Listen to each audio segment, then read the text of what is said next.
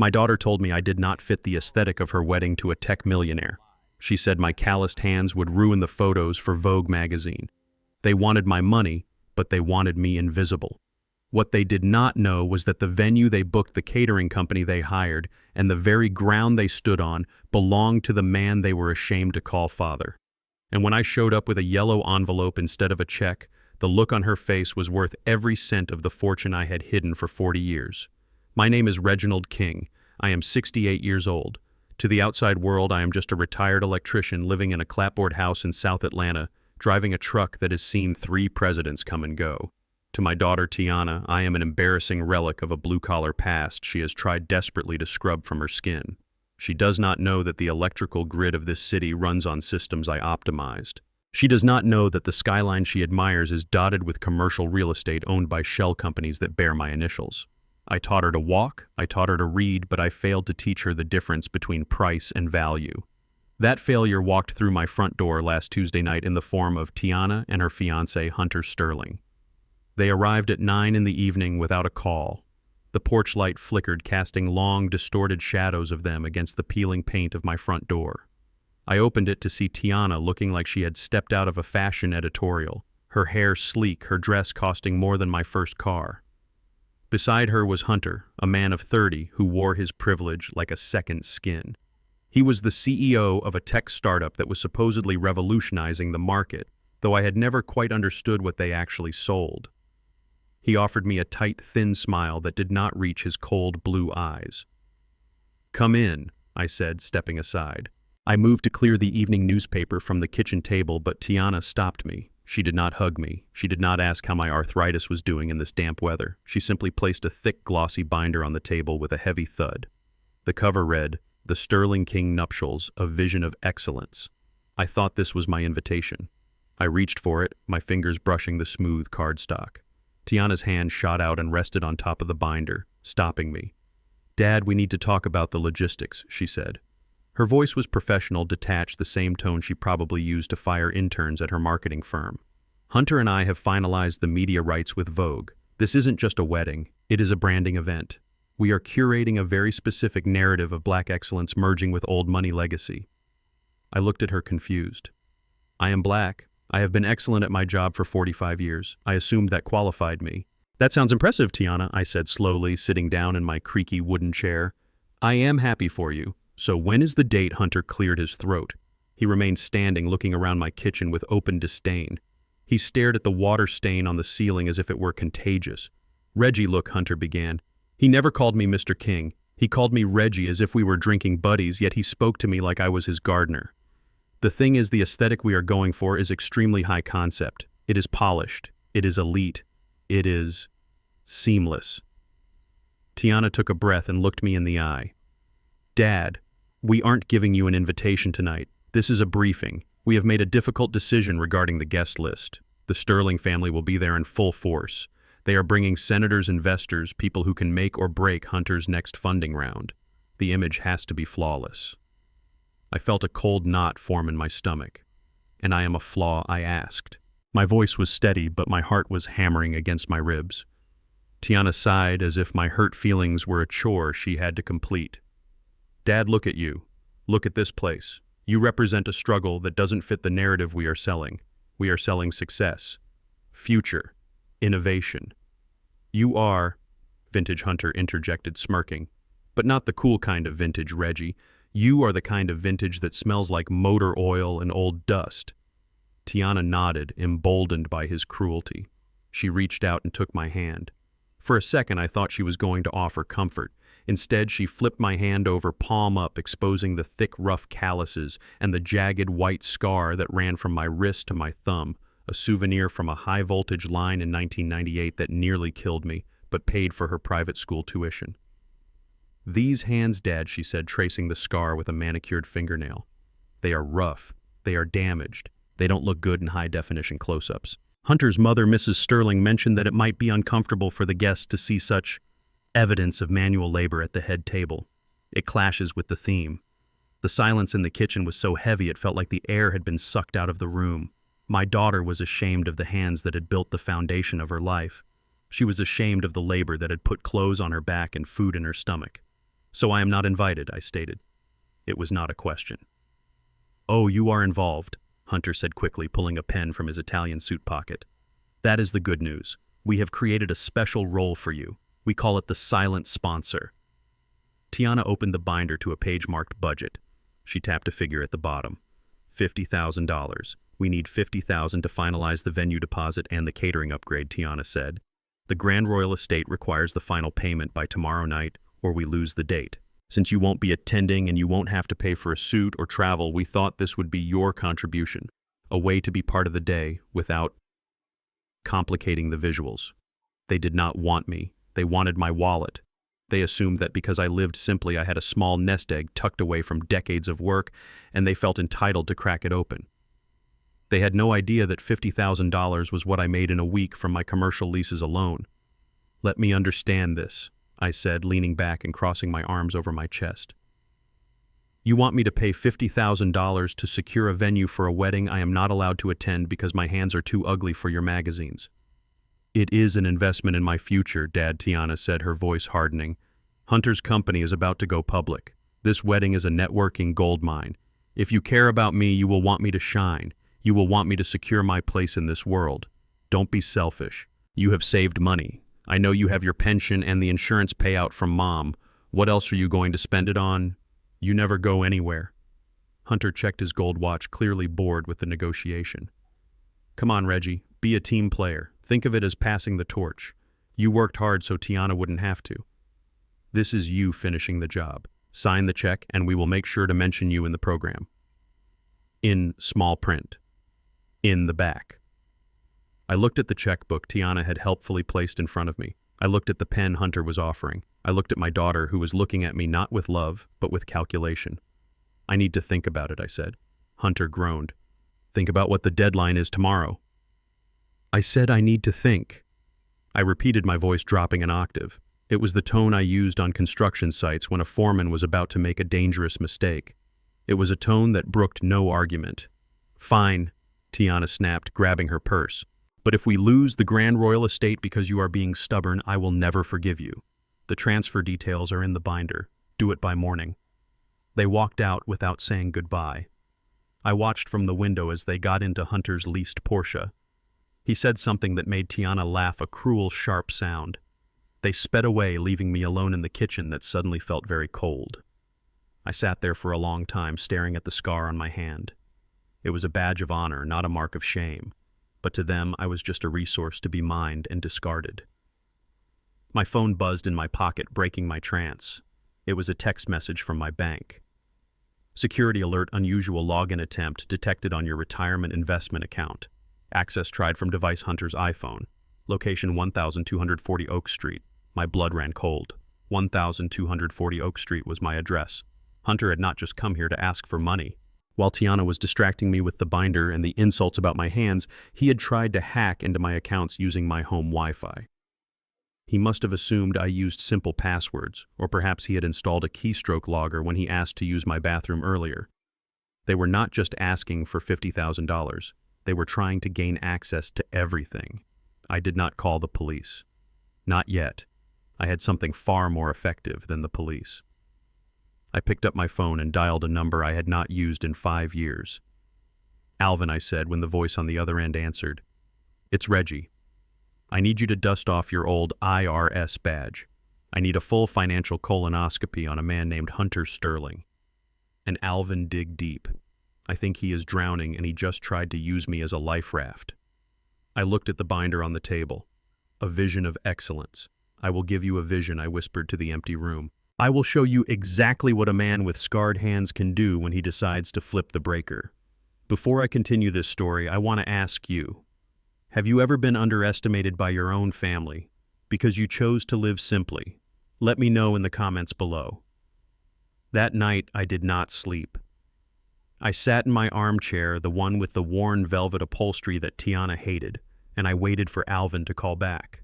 The silence of the house was different now. It wasn't peaceful. It was the heavy, charged silence before a thunderstorm. At 6 a.m, Alvin called. His voice was grim.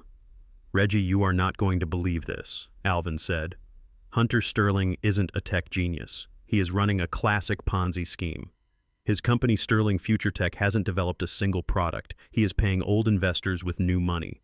He is being sued by 3 different vendors in New York, and he is 2 months away from a federal indictment. I gripped the phone tighter. And the wedding. It is a fundraising event, Reggie Alvin confirmed. He is broke, completely liquidating. He needs that wedding to dazzle a group of angel investors from Dubai who are on the guest list. If he doesn't close a deal at the reception, he goes to prison for fraud.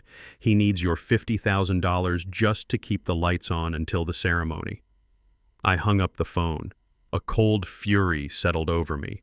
Tiana was not marrying a millionaire. She was marrying a con artist, and she was willing to throw her own father into the trash to secure her spot next to him. Then my phone rang again. It was Tiana. Her voice was shrill, panicked, completely different from the cool executive tone she had used the night before.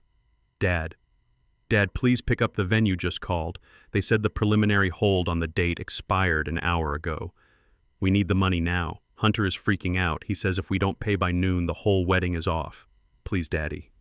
I know I was harsh about your hands. I'm sorry. Just please send the money. I can't lose this. She was crying now. Fake tears, real panic. She wasn't afraid of losing a marriage. She was afraid of losing face. She was afraid of the public humiliation of a canceled society wedding. I looked at the transfer details in the binder. I looked at the bank account number for the catering company Hunter owed money to. I made a decision then.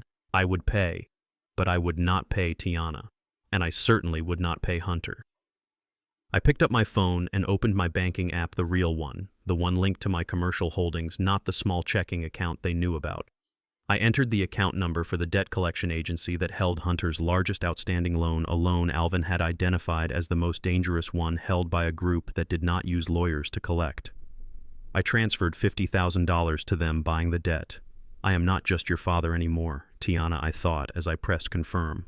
I am now the owner of your husband's destruction. I sent a text to Tiana, handling it. The check is in the mail. It was the first lie I had told her in 20 years, and it tasted like justice. The wedding was still on, the trap was set, and I was going to be the one to spring it. I did not pace the floor. Pacing is for men who do not know what to do next. I sat in my armchair with the worn velvet upholstery and watched the dust motes dance in the shaft of moonlight cutting across the room. My phone sat on the small side table next to me like a loaded weapon. I had made the call to Alvin 10 minutes ago. Now I waited. Most people look at me and see a man who spent 40 years twisting wires and climbing utility poles. They see the grease under my fingernails that never quite scrubs out. They see the limp in my left leg from a fall on a job site in '98. They do not see the man who owns 40% of King Electric, the largest electrical contracting firm in the state. I stepped back from the day-to-day operations 15 years ago, but I never sold my shares. I stayed silent. I let my partners wear the suits and shake the hands at the Chamber of Commerce meetings. I preferred to be the man in the shadows, the one who reviewed the ledgers, the one who signed off on the acquisitions of commercial real estate. I know how money works. I know how it moves in the light, and I know how it moves in the dark. In the construction business, you learn to smell a rat long before you see its tail. You learn to spot the developers who drive Ferraris but cannot pay their subcontractors. You learn to recognize the hollow sound of a project that is built on debt and lies. Hunter Sterling had that hollow sound. When he walked into my kitchen and tried to hack my Wi-Fi, he confirmed what my gut had been telling me since the day Tiana brought him home. He was desperate. I poured myself a glass of bourbon cheap stuff that burned on the way down, just the way I liked it. I did not need the crystal decanters Tiana fawned over. I needed clarity. Alvin was the best forensic accountant the IRS had ever employed before he retired. He owed me a favor from a time I helped his brother out of a gambling debt that involved some very impatient loan sharks. I knew Alvin would dig deep. He would not just look at credit scores. He would look at shell companies, offshore transfers, and the dark corners where men like Hunter hid their secrets. The sun was just starting to bleed orange into the gray sky when my phone buzzed. It was Alvin. I picked up on the first ring. "Tell me," I said. My voice was gravel rough from a sleepless night. "Reggie, you are going to want to sit down for this," Alvin said. His voice was serious, devoid of the usual pleasantries. "I am sitting, Alvin. Just give it to me straight." "It is worse than we thought," Alvin said. "Hunter Sterling is not a tech mogul. He is a fraud. His company, Sterling Future Tech, has not developed a single piece of proprietary software. Not one. It is a ghost ship. I took a sip of bourbon. Go on. It is a classic Ponzi scheme, Reggie. He has been taking money from new investors to pay out dividends to the old ones to keep them happy. But the well has run dry. He is being sued by 3 different vendors in New York for non-payment. He has defaulted on 2 business loans. And here is the kicker. He is currently under investigation by the SEC. They haven't dropped the hammer yet, but they are circling. He is weeks, maybe days away from a federal indictment. I felt a cold anger settle in my chest. It was not the hot flash of rage. It was the freezing cold of absolute clarity. And the wedding, I asked. It is a desperate Hail Mary, Alvin explained. I looked into the guest list you mentioned. Those investors from Dubai, they are his last hope. He needs to get them into a room, dazzle them with a lavish event, and get them to sign a check before the feds knock on his door. He is broke, Reggie. Liquidated. He has drained his personal accounts, his parents' accounts, everything. He needs your $50,000 just to keep the lights on until the ceremony. If he does not pay the venue deposit by noon today, the whole thing collapses and the investors walk away. So my daughter is not a bride, I said softly. She is a prop. She is collateral damage, Alvin corrected, or an accomplice. I cannot tell yet how much she knows. But Hunter, he is a predator. He is drowning, and he is trying to stand on your shoulders to keep his head above water. Thank you, Alvin, I said. Send me the file. Specifically, I want the details on his most aggressive creditor, the one he is most afraid of. I hung up the phone. I sat there as the morning light filled the kitchen, illuminating the humble space Tiana was so ashamed of. She thought I was a simple man who did not understand her world of high finance and luxury. She had no idea that I had spent 40 years navigating sharks that would eat Hunter Sterling for breakfast. My phone rang again at 8 in the morning. It was Tiana. I let it ring twice before answering. I needed to make sure my voice was steady. Hello, Tiana. Dad, please tell me you are awake. Her voice was shrill, panicked. It was a performance, but the fear underneath was real. She was terrified of humiliation. I am awake, Tiana. What is the matter? The venue just called, she sobbed. The Grand Royal Estate. They said the preliminary hold on the date expired an hour ago. We need the money now, Dad. Hunter is freaking out. He says if we don't pay by noon, they are going to release the date to another couple. The whole wedding will be off. The invitations have already gone out. The investors are flying in. Dad, please. I know I was harsh about your hands. I am so sorry. I didn't mean it. Just please send the money. I can't lose this. I listened to her cry. I wondered if she even realized she was crying about money, not about her father's dignity. She was apologizing because she needed something, not because she was sorry. It was a transactional apology. Calm down, Tiana, I said, my voice flat. How much is the deposit again? 50,000, she said, sniffing. The transfer details are in the binder I left. Please, Dad, do it now. I looked at the glossy binder on my kitchen table. A vision of excellence. It was all a lie. A beautiful, expensive lie meant to cover up a rotting foundation. I will handle it, Tiana, I said. Really? You will do it. I said, I will handle it. I will make a payment of $50,000 this morning. Oh, thank you, Daddy, thank you. You are saving my life. I promise we will find a place for you at the wedding. Maybe not at the head table, but somewhere nice. I hung up the phone before I said something that would reveal my hand. She was still bargaining. She was still trying to hide me. I opened my laptop. I did not log into the small personal checking account Tiana knew about. I logged into my commercial holding account, the one I used to buy apartment complexes and shopping centers.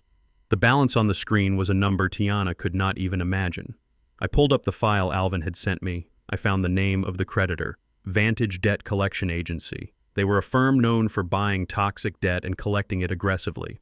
They held a note on Hunter Sterling for exactly $50,000, a personal loan he had taken out to cover gambling debts 2 years ago. It was the kind of debt that did not involve lawyers. It involved broken kneecaps if you waited too long. I picked up the phone and called the agency. I navigated through the automated system until I got a human being. This is Reginald King, I said. You hold a debt for a Mr. Hunter Sterling. Who was calling the agent asked, suspicious. I am an interested party. I want to purchase the debt in full. Today. There was a pause. You want to pay it off? No, I corrected him. I want to buy the paper. I want to become the holder of the note. I want to own the debt. That is unusual, sir, but if you have the funds, we can facilitate the transfer. I have the funds, I said. 10 minutes later, the transaction was complete. I wired $50,000 to Vantage Debt Collection. In exchange, they assigned the legal rights to Hunter's debt to me. I sat back in my chair. I did not pay the wedding venue. The Grand Royal Estate would not receive a dime from me. Instead, I had just spent $50,000 to become the owner of Hunter Sterling's financial nightmare. Technically, I had kept my word to Tiana. I had made a payment of $50,000. I just had not paid who she wanted me to pay. I looked at my scarred hands. The hands that were too ugly for Vogue. These hands now held the leash to her fiancé's life. I sent a text message to Tiana. It is handled. The payment has been made. It was the first lie I had told my daughter in 20 years. But it was necessary. I needed them to feel safe. I needed them to think they had won. I needed them to walk into that wedding thinking they were untouchable. Because when you are standing on a trapdoor, the most dangerous thing you can feel is safe. I stood up and walked to the window. I watched the neighborhood wake up. The hardworking people of South Atlanta were heading to jobs that paid an honest sweat. They were the people Hunter Sterling mocked. They were the people my daughter was ashamed of. I was going to teach them both a lesson about value. I went to my closet and pulled out my old work uniform, the blue coveralls with my name Reggie stitched over the pocket. They were clean pressed and smelled faintly of ozone and hard work. Tiana wanted a silent sponsor. She wanted me to be invisible. I smiled for the first time in 2 days. I am going to be the loudest thing in that room, I whispered. The trap was set. The debt was mine. The wedding was still on, but the guest of honor was about to change. And Hunter Sterling was about to find out that the man he called Vintage was actually the one holding the demolition permit. I brushed the lint off the lapel of my charcoal suit. It was a suit I had bought 20 years ago for my wife's funeral, kept in plastic, preserved for occasions that required dignity. To me, it was my Sunday best. To the patrons of Le Jardin, the French restaurant where Tiana had summoned me, it likely looked like a costume from a period piece about the Great Depression. I checked my reflection in the rearview mirror of my truck. My tie was straight, my shirt was starched.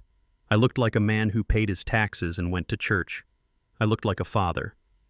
Tiana had called me an hour ago. She did not ask if I wanted to come to the rehearsal dinner. She told me I was required. Not to eat, not to toast the happy couple, but to sign. Apparently, the lease for the penthouse they wanted in Midtown required a guarantor with a credit history longer than 5 years, something neither Tiana nor Hunter possessed. They needed my signature, and they needed it before the leasing office closed the next morning. I walked toward the entrance. The valet looked at my truck, then at me, and decided I was a delivery driver. He pointed toward the service entrance around the back. I ignored him and walked through the front doors. The air inside smelled of expensive perfume and truffle oil. Tiana was waiting by the host stand. She was wearing a silver dress that shimmered like liquid mercury. When she saw me, her face tightened. She scanned the room to see if anyone important had noticed the old man in the dated suit. "You made it," she said, her voice low. "Keep your voice down. The Sterlings are already seated. We are just going to do this quickly. You sign the papers, have a drink if you want, and then you can head out. We have speeches planned, and it might get long." She was uninviting me to the dinner I was currently attending. I nodded. I did not trust my voice. We walked to a private alcove in the back. The table was set with crystal and heavy silverware. Hunter sat at the head, laughing loudly at something his father had said. His parents, Mr. and Mrs. Sterling, looked exactly as I imagined. Mr. Sterling wore a blazer with a crest on the pocket. Mrs. Sterling was a woman whose face had been pulled tight by surgery, leaving her with an expression of permanent surprise. When we approached the table, the conversation stopped. Hunter looked up, his eyes glassy with champagne. "Ah, the man of the hour," Hunter announced, though his tone was mocking. "Reggie, you found the place. I was worried you might get lost without a map, Mrs." Sterling turned her head slowly. She looked at my suit. She looked at my shoes, which were polished but worn. Then she looked at Tiana. "Oh, darling," she said to my daughter, "you didn't tell me your driver was staying for dinner." The silence that followed was sharp enough to cut glass. I looked at Tiana. I waited. This was the moment. This was the moment she could say, "That is my father. That is the man who worked double shifts to pay for my braces. That is the man who owns the building this restaurant leases its space from." Tiana looked at Mrs. Sterling. Then she looked at me. She smiled a tight, pained smile. He is just here to sign some papers, Victoria, Tiana said. He won't be staying long. She did not correct her. She let her future mother-in-law believe I was hired help. She let the woman erase my identity because it was more convenient than admitting she came from my blood. The waiter approached, holding an extra chair. Mrs. Sterling waved a hand dismissively. Just put it at the end, she told the waiter. Give him the kids' menu or something quick. We have toasts to get to. I sat in the chair. It was positioned slightly away from the main group as if I were a child in timeout. I placed my hands on my lap to hide the tremors of rage that were starting to vibrate through my fingers. Hunter poured more wine for his parents, ignoring my empty glass. So Hunter continued as I was saying. The investment capital is practically secured. We have a silent backer who just came through with a massive injection of funds this morning. $50,000 just to secure the venue. He winked at me. It was a power move. He was bragging about my money, the money he thought he had swindled from me, right to my face. Mr. Sterling nodded approvingly. Smart. You always were good at finding resources, son. It is important to leverage assets. Exactly, Hunter said, leaning back. You find the people who have a little saved up, people who don't know how to make their money work for them, and you give them an opportunity. You do them a favor, really. He was talking about me as if I were a golden goose he had successfully plucked. He thought I was the mark. He thought I was the fool at the table. Tiana reached under the table and pulled out a leather folder. She slid it across the white tablecloth toward me. It bumped against my untouched water glass. Here is the lease guarantee, Dad, she whispered, not making eye contact. Just sign at the bottom of the last page. It just says you will cover the rent if we miss a month. Standard stuff. I opened the folder. The document was thick. I pretended to read it, squinting my eyes. I reached into my pocket for my reading glasses, the cheap drugstore kind I knew Tiana hated. Hunter leaned over. He smelled of bourbon and arrogance. Just sign it, Reggie, he hissed, his voice low so his parents wouldn't hear. Don't pretend you are reading the fine print. We both know you wouldn't understand the legal jargon anyway. Sign it and then get out of here. This isn't a cafeteria. You don't belong here. He wanted me gone. He wanted my signature, my money, and my absence. He wanted the perfect image of a self-made man unencumbered by a blue-collar father-in-law. I looked at him. I saw the fear behind his eyes. He was terrified that I would say something, that I would embarrass him, that I would reveal the $50,000 came from me. He was bullying me because he was afraid of me. I decided to give him exactly what he wanted. I am sorry, I said, my voice shaking. I feigned a tremor in my hand, dropping the pen. My nerves. I get nervous in fancy places. I bent down to pick up the pen. As I dipped below the table, I reached into the inside pocket of my jacket.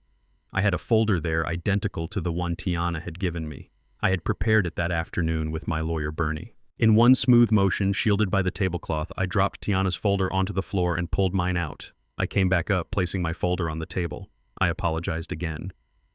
I am so clumsy. Hunter rolled his eyes. Jesus, just sign the damn thing. He tapped the signature line on the last page.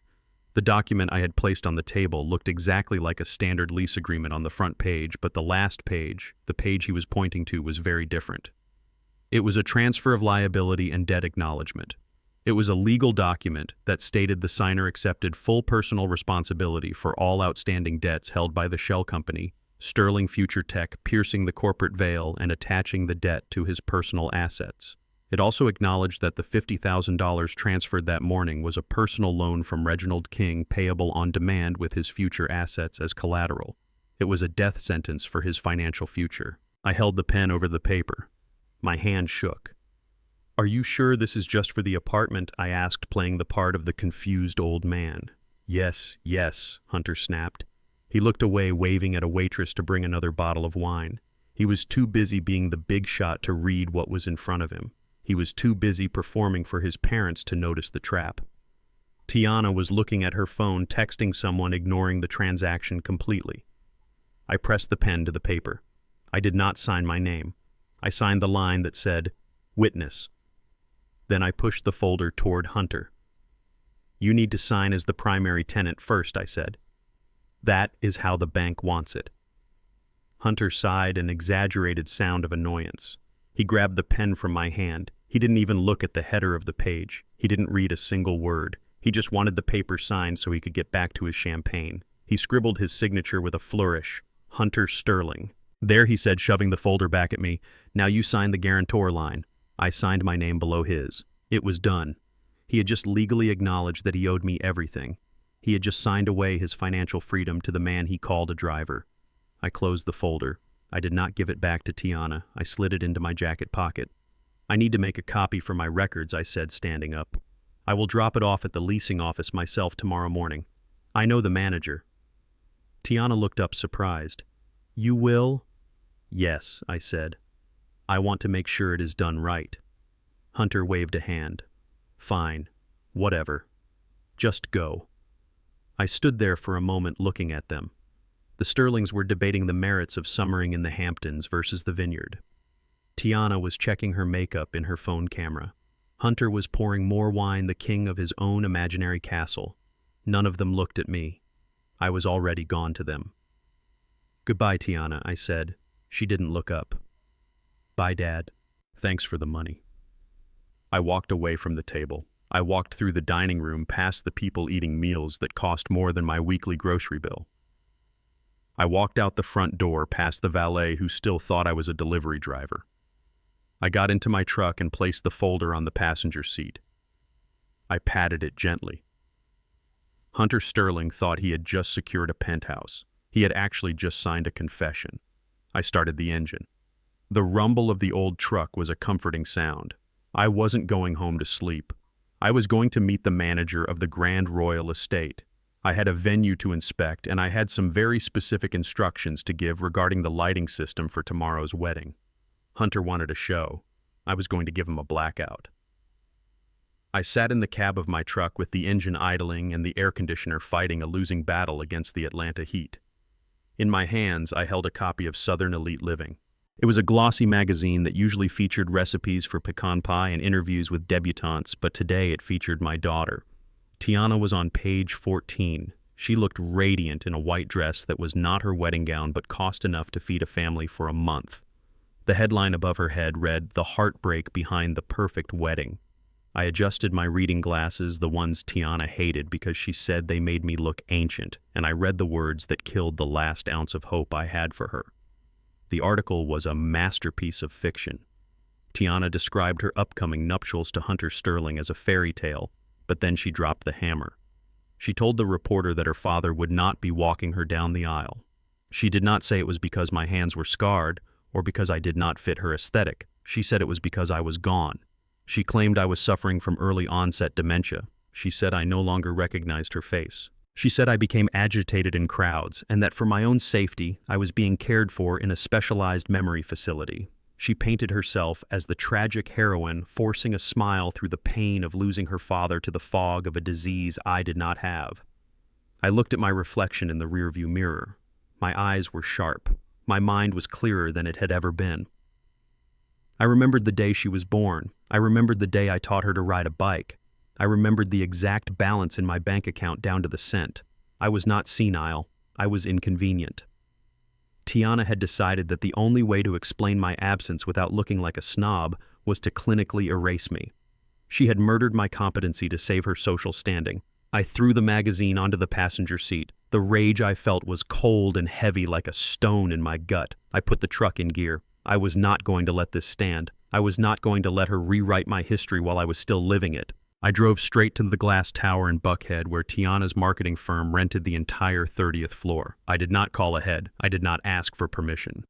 When I arrived, the lobby was a hive of activity. Young people with expensive coffees and wireless headphones rushed past me. I wore my clean work clothes, a button-down shirt and slacks, but no jacket. I looked like a man who worked for a living, which meant in this building, I looked like a trespasser. I walked past the security desk before the guard could look up from his phone and got into the elevator. I pressed the button for the 30th floor. The doors opened into a space that smelled of ambition and ozone. The receptionist, a young woman with bright pink hair, looked up with a practiced smile that vanished when she saw me. "Can I help you, sir?" she asked, reaching for her phone. "I am here to see Tiana King," I said, walking past her desk. "Sir, you cannot just go back there. She is in a strategy meeting," she called out, chasing after me.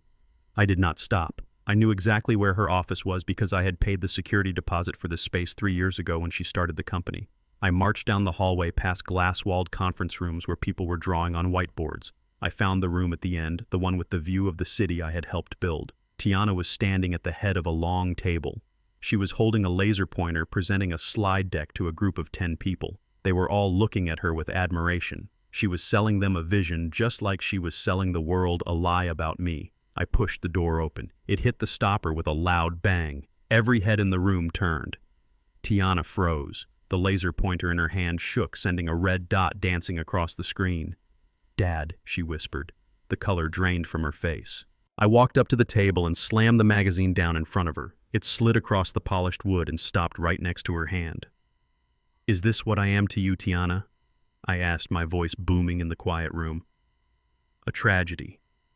A senile old man who does not know his own name." The room went silent. Her employees looked from me to the magazine and back to her. They were confused. This was the man who was supposed to be in a memory care facility, the man who supposedly did not recognize his own daughter. Yet here I was, looking her in the eye with a clarity that cut bone deep. Tiana recovered quickly. I saw the gears turning in her head. She realized she was cornered. If she admitted she lied, she would lose her credibility with her team.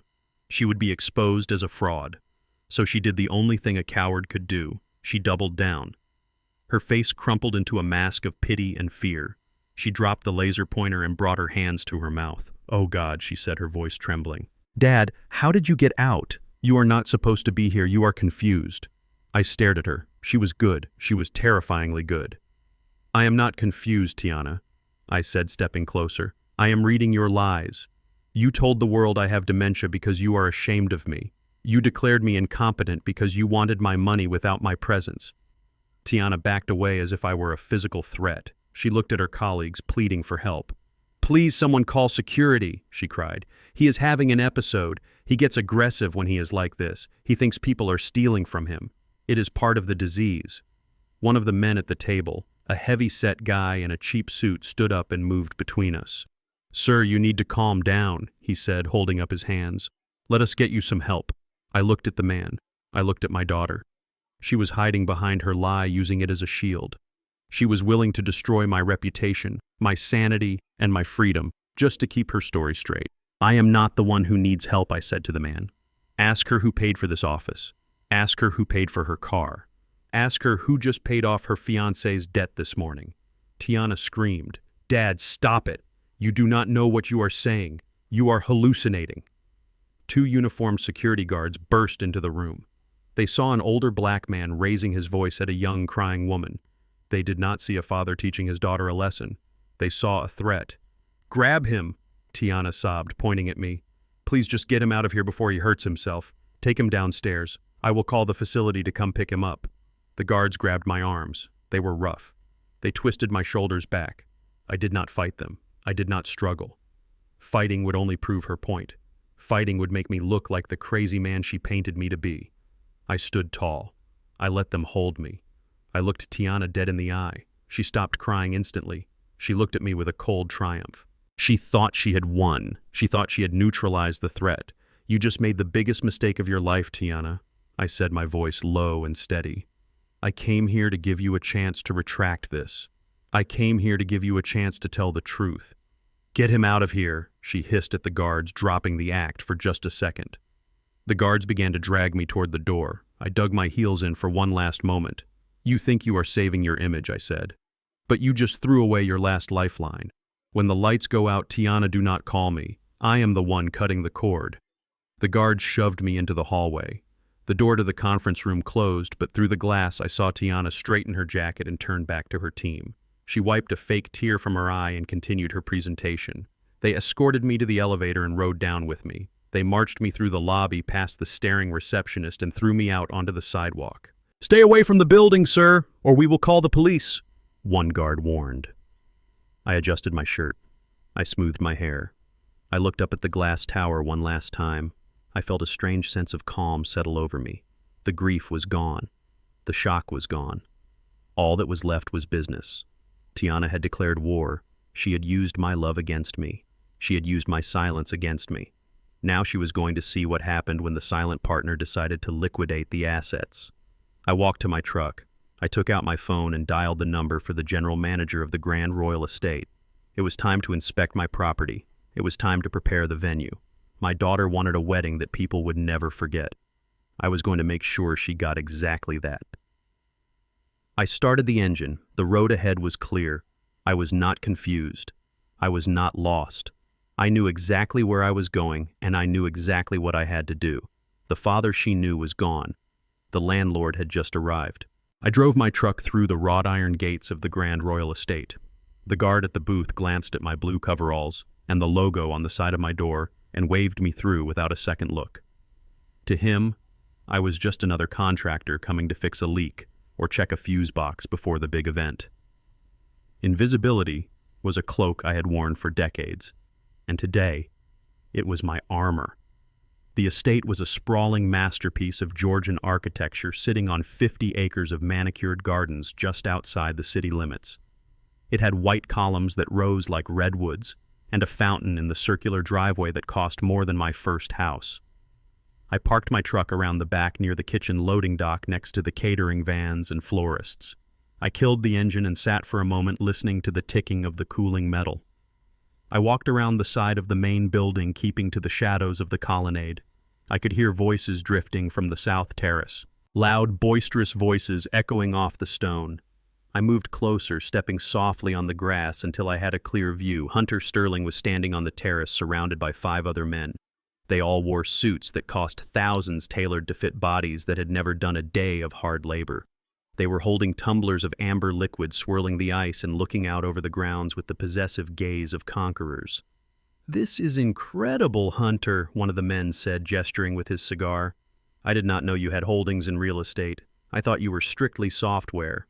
Hunter laughed, a sound that grated on my nerves like sandpaper. "You have to diversify, Bradley. Tech is the engine, but land is the anchor. I picked this place up a few months ago. It was a distressed asset. The previous owners did not know what they had. I made a few calls, pulled a few strings, and got it for a song. We are going to rebrand it as a luxury retreat for our executive tier members." He took a sip of his drink and smiled. "This wedding is not just a celebration, boys. It is a grand opening. I own the dirt we are standing on." I felt a muscle twitch in my jaw. The audacity of the lie was breathtaking. Hunter did not own a square inch of this property.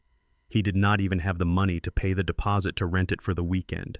He was standing on my terrace, drinking my scotch and selling my hard work as his own genius to a group of investors he was planning to defraud. I bought this place 10 years ago when it was a rotting shell. The roof had caved in, the wiring was a fire hazard, and the gardens were a jungle of kudzu and poison ivy. I bought it through a shell company called Monarch Holdings because I knew that if the city council found out a black man from the South Side was buying the historic landmark, they would have buried me in red tape.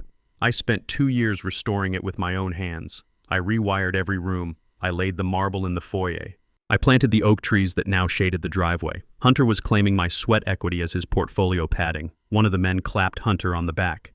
"Impressive, Sterling. Very impressive. This creates a lot of confidence for the Dubai deal. If you can manage assets like this, the software expansion should be a breeze."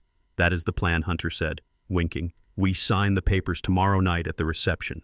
Once the ink is dry on the wedding certificate, we sign the Series B funding round. It is going to be a night for the history books." I stepped back into the shadows. I had heard enough. He was using my property to bait a trap for his victims. He was selling a lie wrapped in my brick and mortar. I walked to the service entrance and punched the code into the keypad. The door clicked open.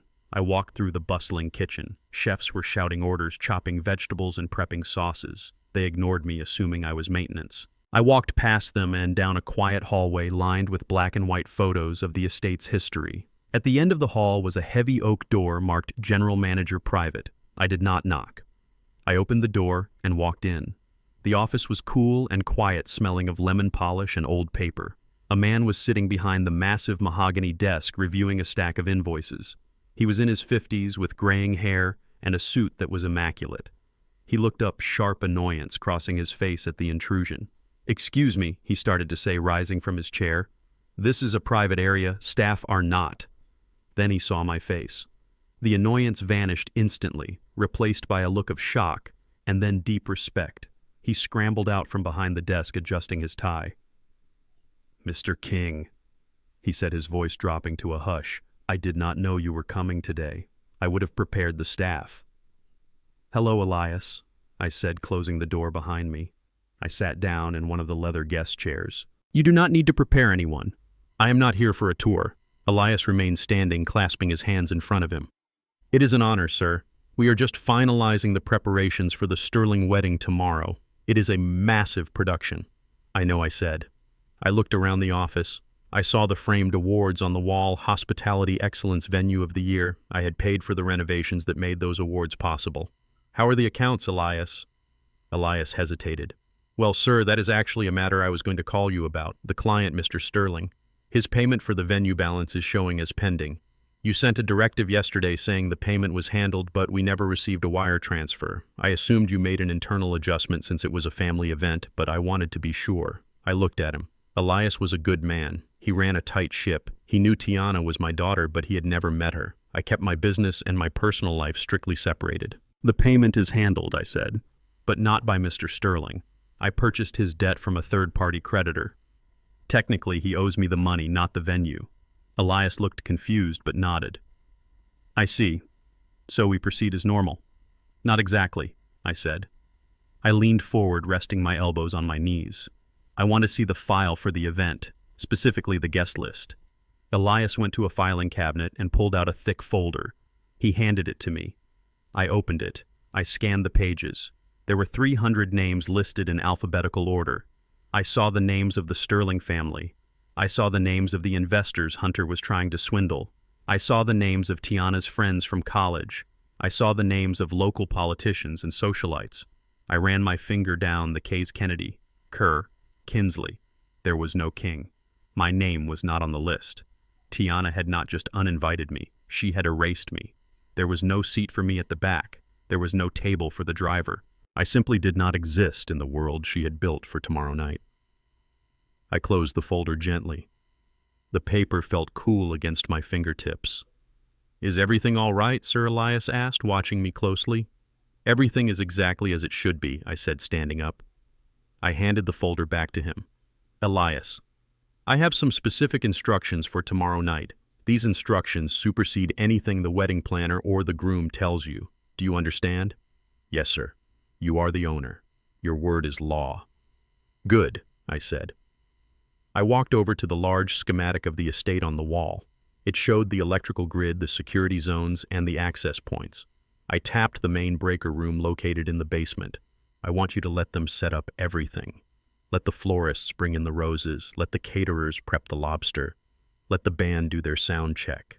I want the champagne chilled and the lights dim and romantic. Let Mr. Sterling believe he is the king of the castle. Elias nodded, taking notes on a pad. But at 8:00 sharp, I continued, I want you to initiate a hard reset of the main electrical system. I want the master override engaged. A blackout, sir, Elias asked, his pen pausing. Not a blackout, I corrected him. A lockout. I want you to change the access codes for the main gates and the electronic doors. Set them to my personal master code, code King01. Elias looked up, his eyes wide. That will lock everyone inside the perimeter, sir, and it will cut the microphones and the stage lights. Exactly, I said. At 8:00, the only thing that works in this building is the emergency spotlight on the main stage and the single microphone plugged into the backup generator. I understand, Elias said slowly. He was putting the pieces together. He knew something was happening. He knew this was not a standard request, but he also knew who signed his paycheck. One more thing, I said, walking to the door. When the lights go out, mister, Sterling is going to scream for a manager. He is going to demand to know who cut the power. You are going to go out there with a flashlight and you are going to tell him that the chairman has revoked his privileges due to non-payment. The chairman, Elias repeated. Yes, I said. And when he asks who the chairman is, you are going to introduce me. I will be waiting in the wings. Elias straightened his back. It will be done, Mr. King. I opened the door. The noise of the kitchen flooded back in. And Elias, I added, looking back. Make sure the security team is on standby.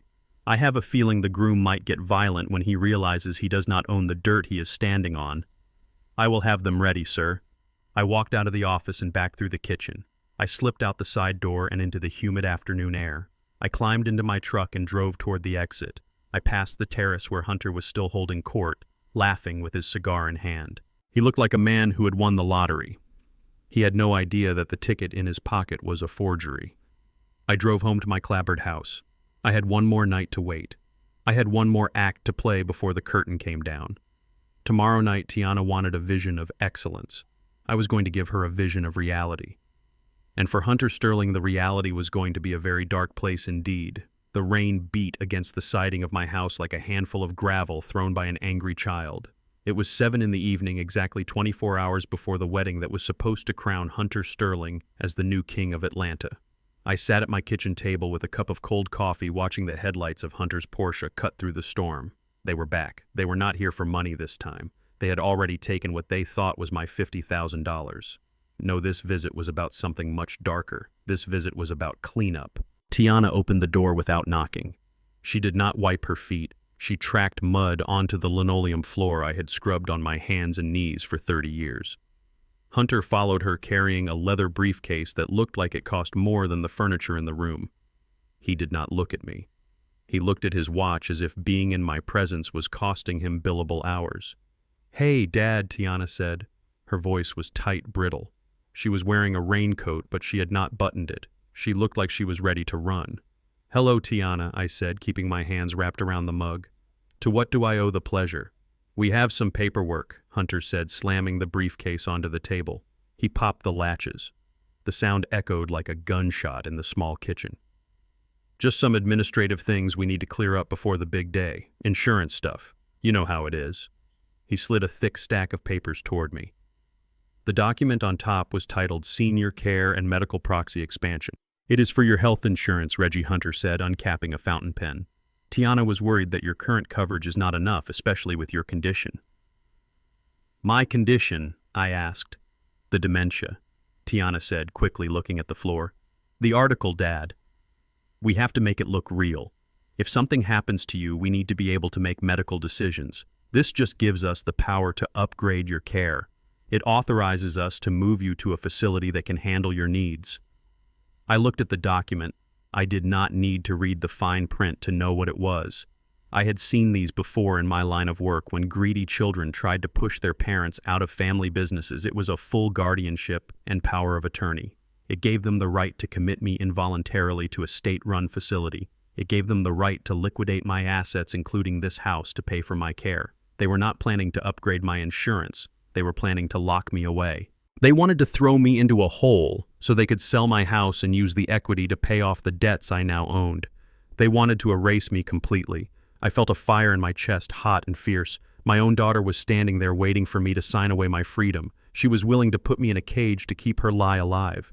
"Is this necessary?" I asked, my voice trembling. Not from fear, but from the effort it took not to break Hunter's jaw. "It is standard procedure," Tiana said. "Please, Dad, just sign it. We have a rehearsal to get back to. We do not have time for this." I looked at Hunter. He was tapping the pen on the table. Tap, tap, tap. He was impatient. He was arrogant. He thought I was a senile old man who would sign anything to make his daughter happy. "I need my reading glasses," I said, my voice raspy. "I cannot see the lines."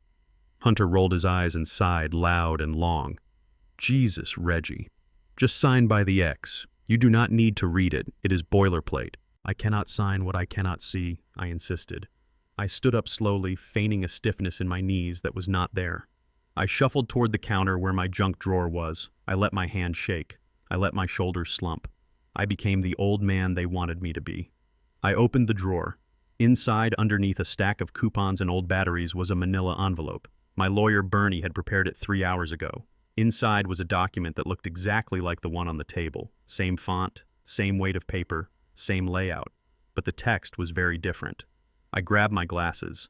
I also grabbed the envelope, sliding it under the sleeve of my oversized cardigan. I shuffled back to the table. I started coughing, a wet, hacking cough that made Tiana step back in disgust. She covered her nose. "Can I get some water?" I wheezed, pointing to the sink. Tiana groaned but turned around to fill a glass. Hunter looked at her, annoyed that she was wasting time. In that second of distraction, I made my move. I pretended to stumble. I dropped my glasses on the table. They clattered loudly. Hunter flinched and looked down. "Watch it, old man," he snapped. While his eyes were on the glasses, my hand moved with the speed of a man who had wired high-voltage boxes without looking. I swept their document off the table and into my lap, sliding it between my knees. In the same motion, I slid my document from my sleeve onto the table. It was seamless. A magic trick performed by a master craftsman. I sat down heavily panting as if the exertion had exhausted me. "Here," Tiana said, slamming a glass of water down. "Drink. Then sign." I took a sip. My hand shook, spilling water on the table. Hunter pulled the papers back to save them from the moisture. He did not look at the text. He was too busy wiping water off his expensive cuff. He pushed the papers back toward me. "Sign," he ordered, pointing to the line. I put on my glasses. I looked at the page. It was my document. The header read, "Liability Acceptance and Debt Consolidation Agreement." The text stated that the undersigned Hunter Sterling acknowledged full personal liability for all debts incurred by Sterling Future Tech, including the $50,000 note purchased by Reginald King. It stated that he waived all rights to corporate bankruptcy protection. It stated that any assets he possessed or would possess in the future, including real estate and inheritances, would be used to satisfy the debt. It was a confession. It was a surrender. And he was too busy looking at his phone to notice. I picked up the pen. I let the tip hover over the paper. "Are you sure this will take care of me?" I asked, looking up at him. Yes, it takes care of everything," Hunter said, not looking up from his text message. "You will never have to worry about money again." That was true. I would never have to worry about his money again because it was about to be mine. I signed my name on the witness line. Then I pushed the paper toward him. "You have to sign as the guardian," I said. "That is what the bank said last time." Hunter scoffed. He grabbed the pen. He did not read the title. He did not read the clauses. He just saw a line that needed a signature so he could leave this house and get back to his champagne. He scribbled his name, Hunter Sterling. He signed it with a flourish, big and bold. He signed away his life. He signed away his future. He signed away his freedom. "Done," he said, snatching the paper. He shoved it into his briefcase without a second glance. He clicked the latches shut. "See, that was not so hard, was it, Reggie?" He stood up, buttoning his jacket. He looked at me with a smirk that was pure evil. "Now pack a bag, old man. We are coming for you on Monday morning. We found a place for you. It is not the Ritz, but it is what we can afford since you are so stingy with your funds." Tiana looked at me. Her eyes were cold. "It is for the best, Dad," she said. "You will be safer there. You will not be a burden to anyone." A burden. That was the word she used. The man who carried her on his shoulders was a burden. "Where is this place?" I asked, my voice quiet. "It is a state facility," Hunter said, laughing. "Shady Pines or something. It is cheap. It smells like urine and boiled cabbage. But hey, it is a roof over your head. You fit the aesthetic there, Reggie. You fit right in." They walked toward the door. They did not look back. They stepped out into the rain and ran toward the Porsche. I watched the taillights fade into the darkness. I sat there in the silence of my kitchen. The real document, the one they had brought, was still between my knees. I pulled it out and ripped it in half. Then I ripped it again and again until it was nothing but confetti. I threw the pieces into the trash can. They thought they had just signed my committal papers. They thought they had won. They thought they were going to throw me into a state home and sell my house. Instead, Hunter had just accepted personal responsibility for millions of dollars in fraud. He had just handed me the legal right to strip him of everything he owned. I looked at the clock. It was 8:30. Tomorrow at 8 o'clock, the lights would go out at the Grand Royal Estate. I stood up and walked to the window. The rain was stopping. The clouds were breaking. "You want to send me to a home, Hunter," I whispered to the empty room. "I have a better idea. I am going to send you to hell, and I am going to make sure you enjoy the ride." I went to my bedroom and opened my closet. I pushed aside the suits and the flannel shirts. In the back hung my work uniform. The blue coveralls were clean and pressed. My tool belt hung on a hook beside them. I ran my fingers over the leather pouches, feeling the weight of the pliers and the wire cutters. These were the tools of my trade. These were the tools that built a fortune, and tomorrow night they were going to dismantle a lie. I took the envelope with the $50,000 debt note out of my safe. I placed it on the dresser. Next to it, I placed the document Hunter had just signed. 2 pieces of paper. 2 nails in a coffin. I turned off the light and went to sleep. I slept soundly. I slept peacefully. I slept like a man who knew exactly what the morning would bring. The storm outside had passed, but the real storm, the one I had summoned, was just beginning. And it was going to be magnificent. The sun set over the grand royal estate, turning the white marble columns into pillars of gold. From my vantage point in the service lane, I watched the theater of excess unfold. It was grotesque. It was a display of wealth so desperate and loud it screamed of insolvency to anyone who knew how to listen. Tiana had gotten her wish.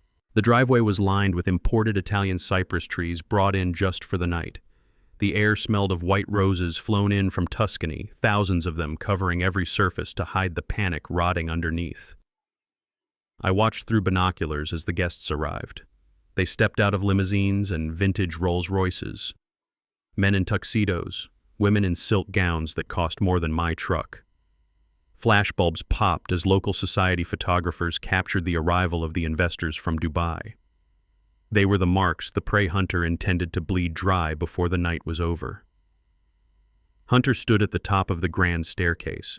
He looked the part of the billionaire genius. His tuxedo was bespoke, his smile was dazzling, and his hand rested possessively on the lower back of a man I recognized as the head of a venture capital firm worth billions. Hunter was laughing, selling the dream, selling the lie that he owned this estate, that he was a titan of industry. Then I saw Tiana. She was standing by the fountain. She wore a dress that was an architectural marvel of lace and satin. She looked beautiful. She also looked terrified. Her smile was tight. Her eyes were darting around the crowd looking for cracks in the facade.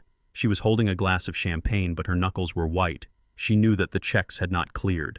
She knew that the deposit I supposedly paid was just a stopgap. She was waiting for the other shoe to drop, not realizing that the shoe was currently on my foot and I was about to kick the door down. I saw Hunter lean in and whisper something to her. He kissed her cheek. It looked romantic to the cameras. Through the binoculars, I saw the tension in his jaw. He was telling her to smile harder. He was telling her that the deal was almost closed. He was telling her that once the papers were signed at the reception, they would be safe. Safe. That was the one thing they were not. The orchestra began to play a soaring melody. Waiters in white gloves moved through the crowd with silver trays of caviar and foie gras. It was a scene from a movie, a perfect picture of American royalty, and it was all built on a foundation of fraud, theft, and the betrayal of a father. I put the binoculars down on the dashboard of my truck. I picked up my tool belt. It was heavy, worn leather stained with grease and sweat. I strapped it around my waist over my blue coveralls. The name Reggie was stitched in red thread over my heart. I picked up my yellow hard hat and my heavy steel toolbox. Finally, I picked up the manila envelope from the passenger seat. Inside were the receipts. Inside was the truth. It was 8 o'clock. It was time to go to work. I opened the truck door and stepped out. The gravel crunched under my work boots. I walked toward the main gate, not the service entrance. I walked right down the center of the driveway, past the parked Bentleys and the chauffeurs who stared at me with open confusion. I walked with the rhythm of a man who had laid the conduit beneath this asphalt. I walked with the stride of a man who knew where every breaker and every switch was located because I had installed them. The security guards at the main entrance saw me coming. They were hired muscle private contractors Hunter had brought in to keep the riffraff out. They stepped forward, blocking my path. They looked at my coveralls. They looked at my toolbox. They sneered.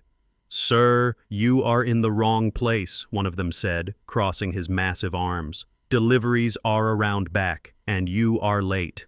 I did not stop walking until I was 2 feet from his face. "I am not a delivery driver," I said, my voice low and steady. "I am the owner." The guard laughed. A short barking sound. "Yeah, and I am the King of England. Turn around, Pops. Get that junk off the property before I throw you off." The commotion caught the attention of the guests near the entrance. Heads turned. Whispers started. A ripple of unease moved through the crowd. A man in dirty work clothes was disrupting the perfect aesthetic. Then the Sterlings appeared. Hunter's parents, Victoria and Richard Sterling, rushed down the steps, their faces twisted in horror. They saw me. They saw the coveralls. They saw the threat to their image. Victoria Sterling reached me first. She looked at me with a mixture of revulsion and fury that was almost impressive in its intensity.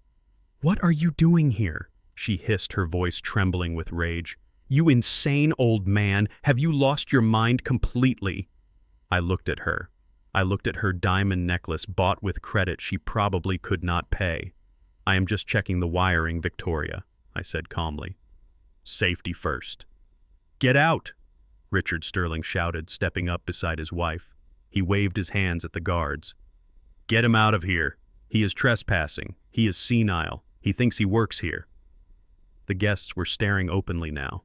The investors from Dubai were watching with interest. The perfect image was cracking. "Go back to your slum," Reggie Hunter's father spat at me. "Go back to your hole. You are embarrassing your daughter. You are ruining everything. Do you want her to see you like this? Like a beggar? Like dirt?" I looked up at the top of the stairs. Tiana had appeared. She froze when she saw me. She saw her father standing there being screamed at by her in-laws, being manhandled by security. She did not run down to help me. She did not scream for them to stop. She turned her head away. She looked back toward the ballroom, pretending she had not seen a thing. That was the final seal. That was the end. I looked back at the Sterlings.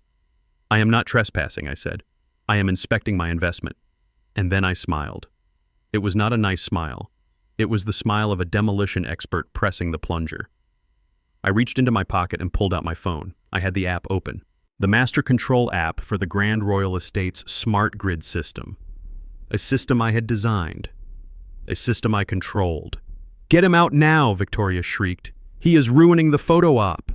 I pressed the button marked Master Override. The click was silent, but the result was deafening. With a sound like a thunderclap, every floodlight, every chandelier, every twinkle light in the trees, and every speaker on the estate died instantly. Total darkness swallowed the Grand Royal Estate. The music cut out with a dying groan. The fountain pump stopped silencing the water. The only light came from the moon and the terrified glow of cell phone screens that popped up like fireflies in the blackness. Screams erupted from the crowd. It was not the scream of excitement. It was the scream of rich people who suddenly realized they were not in control. I stood there in the dark, my thumb hovering over the screen.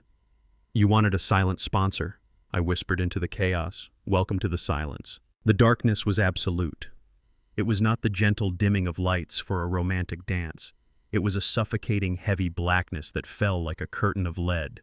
For a moment there was only silence, the kind of stunned vacuum that follows an explosion. Then the panic set in. It started with a single scream from the back of the crowd, probably from a debutante who had spilled her champagne in the dark. Then it multiplied. A cacophony of shouts, gasps, and the sound of expensive glassware shattering on the pavement filled the air. I stood perfectly still in the center of the driveway. My eyes had already adjusted to the night. I watched the chaos unfold with the detached precision of a general surveying a battlefield. The glow of hundreds of cell phone screens ignited, illuminating terrified faces in ghostly blue light. The investors from Dubai were huddled together, surrounded by their bodyguards who had drawn flashlights and were scanning the perimeter for a threat. They looked ready to evacuate. The deal Hunter had been so desperate to close was dissolving in the dark. Hunter's voice rose above the din. He was screaming a high-pitched sound that cracked with hysteria. "Manager. Where is the manager? Get these lights back on now. Do you know who I am? I will sue you into the ground." He was flailing in the dark, shoving guests aside, trying to find someone to blame. He was no longer the suave billionaire. He was a frightened child throwing a tantrum in a room he could not control. I saw a beam of light cut through the crowd. It was bright, steady, and purposeful. It did not waver. It moved directly toward Hunter Sterling, blinding him. He threw his hands up to shield his eyes, stumbling back against a marble pillar. "Who is that?" Hunter shouted. "Get that light out of my face." The man holding the light stepped forward. It was Elias. He looked impeccable even in the chaos. His suit was unruffled, his expression serene. He held a heavy industrial flashlight in his hand, wielding it like a sword. "Mr. Sterling," Elias said, his voice projecting clearly over the murmuring crowd, "I am afraid I cannot turn the lights back on. We have received a direct order to cease all operations immediately." "Order," Hunter sputtered, blinking into the beam. "Order from who I am? The client? I am the one paying the bills. Turn the power back on, or I will destroy you." Elias did not flinch. He did not apologize. He simply adjusted his grip on the flashlight, keeping the beam centered on Hunter's sweating face. "The order came from the chairman of the board," Elias stated calmly. "He has invoked the emergency termination clause of your contract. The power has been cut due to non-payment of services and violation of the venue code of conduct." "Non-payment," Hunter shrieked. He looked around wildly, trying to find his investors, trying to save face. "That is a lie, a total lie. I paid the deposit. I gave the money to that old man. He pointed a shaking finger into the darkness towards where he thought the entrance was, towards where he thought I had been thrown out. I gave $50,000 to Reginald King. Hunter yelled, desperate to shift the blame. That senile old thief must have pocketed it. I paid him to handle this. If the bill is not paid, it is because my fiancé's father stole the money. He is a crook, a dirty blue-collar thief. The crowd gasped. Tiana, who had been standing near the fountain, let out a sob. She was watching her fiancé destroy her family name to save his own skin. She saw him throw me to the wolves without a second thought. Elias lowered the flashlight slightly. He let the silence stretch. He let Hunter's accusation hang in the air, rotting like meat in the sun. "Mr. Sterling," Elias said softly, "you seem to be confused about the chain of command. Mr. King did not steal your money." "Oh, yeah," Hunter sneered, emboldened by his own lie. "Then where is it? Where is my 50,000? And who is this chairman who thinks he can cut my lights? Bring him out here. I want to look him in the eye before I buy this whole company just to fire him." Elias smiled. It was a small, cold smile. "As you wish, Mr. Sterling." Elias raised his hand and snapped his fingers. The sound was sharp and crisp. Instantly, a single generator-powered floodlight slammed on. It was located on the roof of the main house, angled steeply downward. It created a cone of brilliant white light in the center of the driveway. I stepped into it. I walked out of the shadows and into the circle of illumination. I stood there in my blue coveralls with the grease stains on the knees. I stood there with my heavy tool belt hanging from my waist and my yellow hard hat tucked under my arm. I stood there with my scarred hands hanging loose at my sides. I looked like a laborer. I looked like a worker. But I stood like a king. The silence that fell over the Grand Royal Estate was absolute. It was heavier than the darkness had been. Every eye was fixed on me. The investors, the socialites, the Sterlings, and my daughter. Hunter stared at me. His mouth hung open. He looked from me to Elias and back again. His brain was trying to process the impossible image in front of him. "Reggie," he whispered, "what are you doing? Get out of the light, you idiot. You are ruining everything." Elias stepped into the edge of the spotlight. He turned to the crowd. He raised his voice, pitching it to reach the back rows. "Ladies and gentlemen," he announced, "it is my distinct privilege to introduce you to the chairman of Monarch Holdings, the sole proprietor of the Grand Royal Estate and the man who built this facility with his own hands." Elias bowed slightly toward me. "Mr. Reginald King." The name echoed off the marble columns. Reginald King. Tiana let out a sound that was half scream, half whimper. She covered her mouth with both hands, her eyes bulging. She looked at the estate. She looked at the columns, the fountain, the manicured gardens. Then she looked at me. The realization hit her like a physical blow. The venue she had coveted, the symbol of wealth she had chased it, had been mine all along. She had been begging strangers for entry into her own father's house. Victoria Sterling fainted. She simply crumpled to the ground in a pile of silk and diamonds.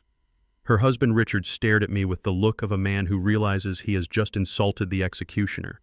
Hunter began to shake. His head shook back and forth in denial. "No," he stammered. "No, that is impossible. He is an electrician. He fixes toilets. He is nobody. This is a joke, a sick joke." I took a step forward. The gravel crunched under my boots. The sound was loud in the silence. "I am an electrician, Hunter," I said, my voice carrying without a microphone. "I fix things that are broken, and I shut down things that are dangerous." I reached into the large pocket of my coveralls. I pulled out the first manila envelope. It was thick and heavy. I undid the string clasp, slowly letting the tension build. Hunter watched my hands. He watched the scarred fingers he had mocked. He watched them open the envelope that held his fate. I pulled out a stack of papers. They were invoices. Red ink stamped across them. I held them up to the light so everyone could see. "You said you paid the bill," I said. "You said you gave me $50,000 to secure this venue." I tossed the first page onto the ground. It fluttered and landed at Hunter's feet. "That is the invoice for the catering," I said. "Unpaid." I tossed the next page. "That is the invoice for the florals. Unpaid." I tossed the third page. "That is the invoice for the security team you hired to keep me out. Unpaid." "You did not pay a dime, Hunter," I continued, my voice rising. "You took $50,000 of debt and you tried to shuffle it around like a shell game. But you forgot one thing. When you play a shell game, you have to make sure the person watching isn't the one who built the table. Hunter looked down at the papers. He looked up at me. His eyes were wild. "I paid you," he screamed. "I transferred the money. You stole it. I did not steal it," I said calmly. "I collected it." I pulled out the document from the debt collection agency, the one that transferred his toxic debt to me. "I bought your debt, Hunter. I own your loans. I own your credit lines. And as of this morning, when you failed to make a payment on this venue, I own the right to foreclose on this entire charade." I reached into the envelope one last time. I pulled out a single sheet of stiff legal paper. It had a gold seal at the bottom. "This," I said, holding it up, "is a notice of eviction and criminal trespass." The crowd gasped. The investors from Dubai began to back away, signaling to their drivers. They had seen enough.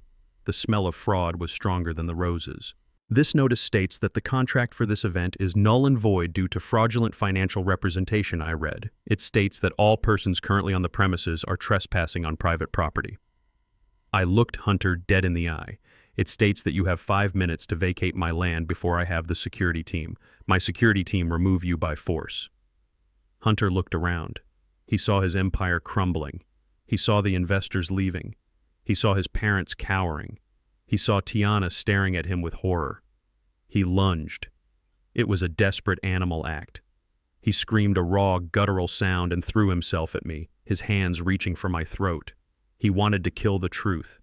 He wanted to strangle the reality standing in front of him. He forgot that I was a man who worked with steel and wire for 40 years.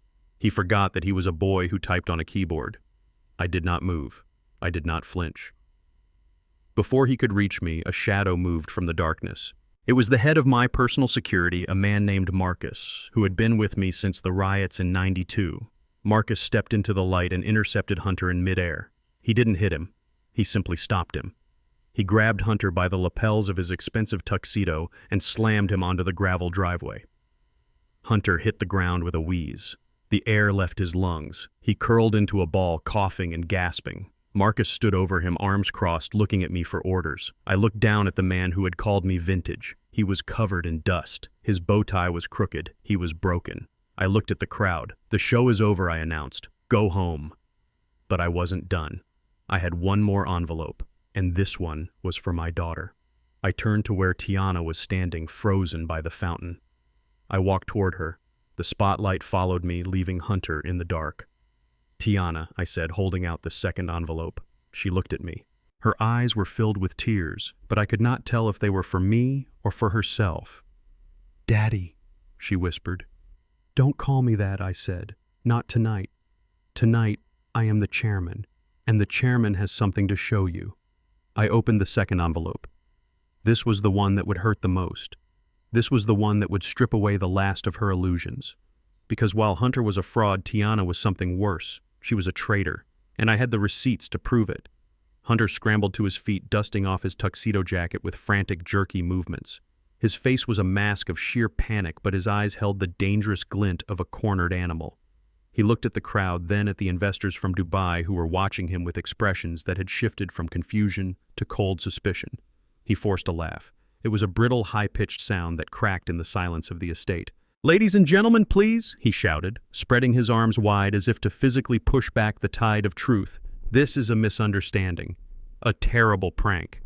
This man is not the chairman of anything.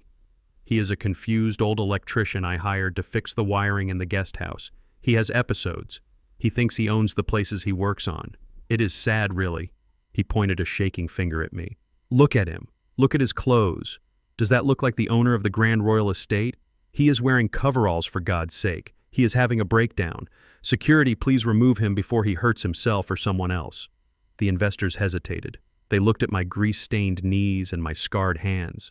They looked at Hunter's bespoke suit and his desperate smile. For a second, the illusion held.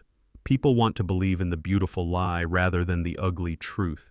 They wanted to believe they were at the wedding of the year, not a crime scene. Hunter saw their hesitation and seized it. He walked toward the lead investor, a man named Mr. Al-Sayed. "Mr. Al-Sayed, you know me."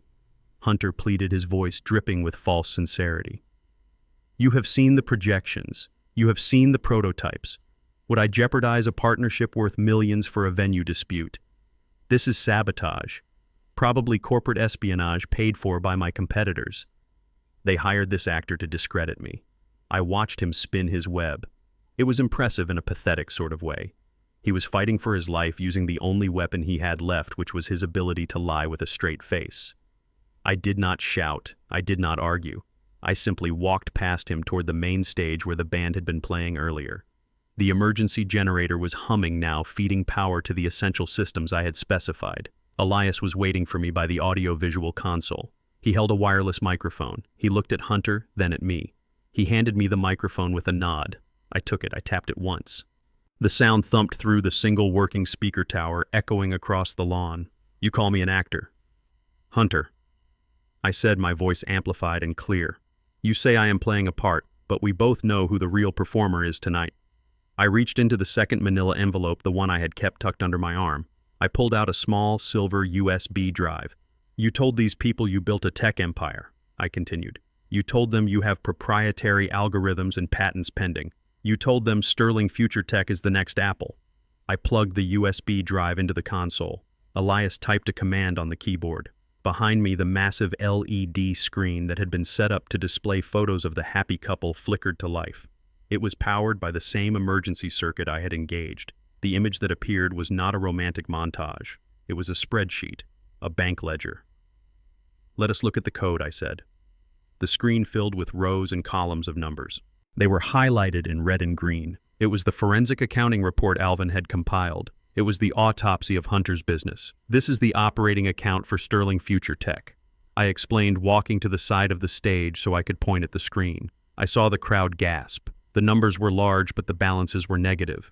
"You see this entry here dated last month?" I asked, pointing to a transfer of $200,000. "Hunter told you this was for research and development. He told you it was for server farms in Silicon Valley." The screen shifted to a scanned copy of a bank transfer receipt. "It went to a luxury car dealership in Miami," I said, "for a Lamborghini Urus, registered to Hunter Sterling." Hunter screamed, "Turn it off. That is private property. That is confidential corporate data." He tried to run toward the stage, but Marcus stepped into his path. His arms crossed his face like stone. Hunter bounced off him like a bird hitting a window. I signaled Elias to change the slide. The screen showed a flow chart. It was a circle of arrows moving money from one account to another. "This is how he pays you," I said, addressing the investors directly. "He takes money from investor A and pays a dividend to investor B. Then he takes money from investor C to pay investor A. He keeps 20% for himself as a management fee." I looked at Mr. Al-Sayed. "The money you wired him last week is a good faith deposit?" I asked. The screen changed again. It showed a wire transfer to an offshore account in the Cayman Islands. "It is gone," I said. "He moved it out of the country 3 hours after it cleared. He is not building a company. He is building an escape route." The murmuring in the crowd turned into a roar. The investors were pulling out their phones, calling their bankers, calling their lawyers. The socialites were whispering behind their hands, their eyes wide with the thrill of the scandal. "And this," I said, signaling for the final slide, "is the reason we are all standing here in the dark." The screen showed a copy of the check Tiana had asked me to sign, the one for $50,000. Next to it was the debt purchase agreement I had executed that morning. "He told you he paid for this wedding," I said, my voice dropping to a low rumble that vibrated in the chests of everyone present. "He told you he was a generous host, but the truth is he is broke. He has zero liquidity. He owes money to banks, he owes money to loan sharks, and as of this morning, he owes $50,000 to me." I looked at Hunter. He was standing alone in the middle of the driveway. His parents had backed away from him as if he were radioactive. Tiana was sobbing by the fountain, her face buried in her hands. "He tried to use my retirement money to pay for this party," I said. "He tried to trick a man he calls a simple electrician into funding his fraud. He thought I was too stupid to notice. He thought I was too old to fight back." I walked to the edge of the stage. "I am not a tech genius, Hunter. I do not know how to code, but I know how to read a balance sheet, and yours is empty." The reaction was immediate and violent. The polite veneer of society crumbled. One of the investors, a man who had been laughing with Hunter earlier, threw his champagne glass onto the ground, shattering it. "You thief!" he shouted, his face turning purple. "That was my pension fund. You told me it was guaranteed." Another man lunged forward, grabbing Hunter by the lapel of his tuxedo. "Where is my money, Sterling? Where is it?" Hunter shoved the man away. He was panting, his eyes wild. He looked around the circle of accusing faces. He saw his life disintegrating. He saw the prison cell waiting for him. He looked at me. It was a look of pure, unadulterated hatred. He did not see the investors as the enemy. He did not see the police as the threat. He saw me, the old black man in the blue coveralls. The man he had dismissed. The man he had insulted. "I killed him," he screamed. He reached into his jacket pocket. For a second I thought he had a gun. The crowd screamed and scattered, diving behind cars and pillars. But he pulled out a heavy metal object. It was a paperweight, a souvenir from the gift bags he had prepared for the guests. It was a solid block of crystal engraved with his company logo. He charged. He moved faster than I expected. He sprinted up the driveway, vaulting over the low hedge, his teeth bared in a snarl. He was coming for me. He wanted to smash my skull with his fake success. I stood my ground. I had faced worse men than him on construction sites in the 70s. I had faced men with crowbars and bad intentions. But I did not have to lift a finger. Marcus, who had been standing in the shadows near the stage, moved with the speed of a striking cobra. He did not tackle Hunter this time. He stepped in and delivered a single, precise blow to Hunter's midsection. Hunter doubled over the air, leaving his lungs in a wet gasp. As he bent forward, Marcus brought his elbow down on the back of Hunter's neck. It was not a lethal blow, but it was efficient. Hunter hit the asphalt face first. The crystal paperweight skidded across the ground and stopped at my feet. Marcus placed a heavy boot on Hunter's back, pinning him to the ground. He looked up at me, awaiting instructions. I looked down at the man who had wanted to be my son-in-law. He was scraping his cheek against the gravel, trying to breathe, trying to curse me. "Hold him there, Marcus," I said calmly into the microphone. "The police are on their way." I looked up at the crowd. The silence had returned, but now it was different. It was the silence of judgment. "The show is over," I said. But I was wrong. The show was not over. Because Tiana was walking toward the stage. She had stopped crying. Her makeup was ruined. Her dress was stained, but her eyes were focused on me. She was not coming to apologize. She was not coming to thank me for saving her from a fraud. She was coming to attack. I watched my daughter approach, and I felt the weight of the second envelope under my arm, the one I had saved for her. Hunter was the villain of the story, but Tiana was the tragedy, and I was about to break her heart to save her soul. Tiana did not run to her husband, who was currently pinned to the asphalt by my head of security. She did not run to his parents, who were huddled together like shipwreck survivors. She ran to the stage. She ran to me. Her heels clicked on the stairs, a frantic staccato rhythm that matched the wild look in her eyes. I stood there holding the microphone, my other hand resting on the second envelope. I waited for the tears. I waited for the apology.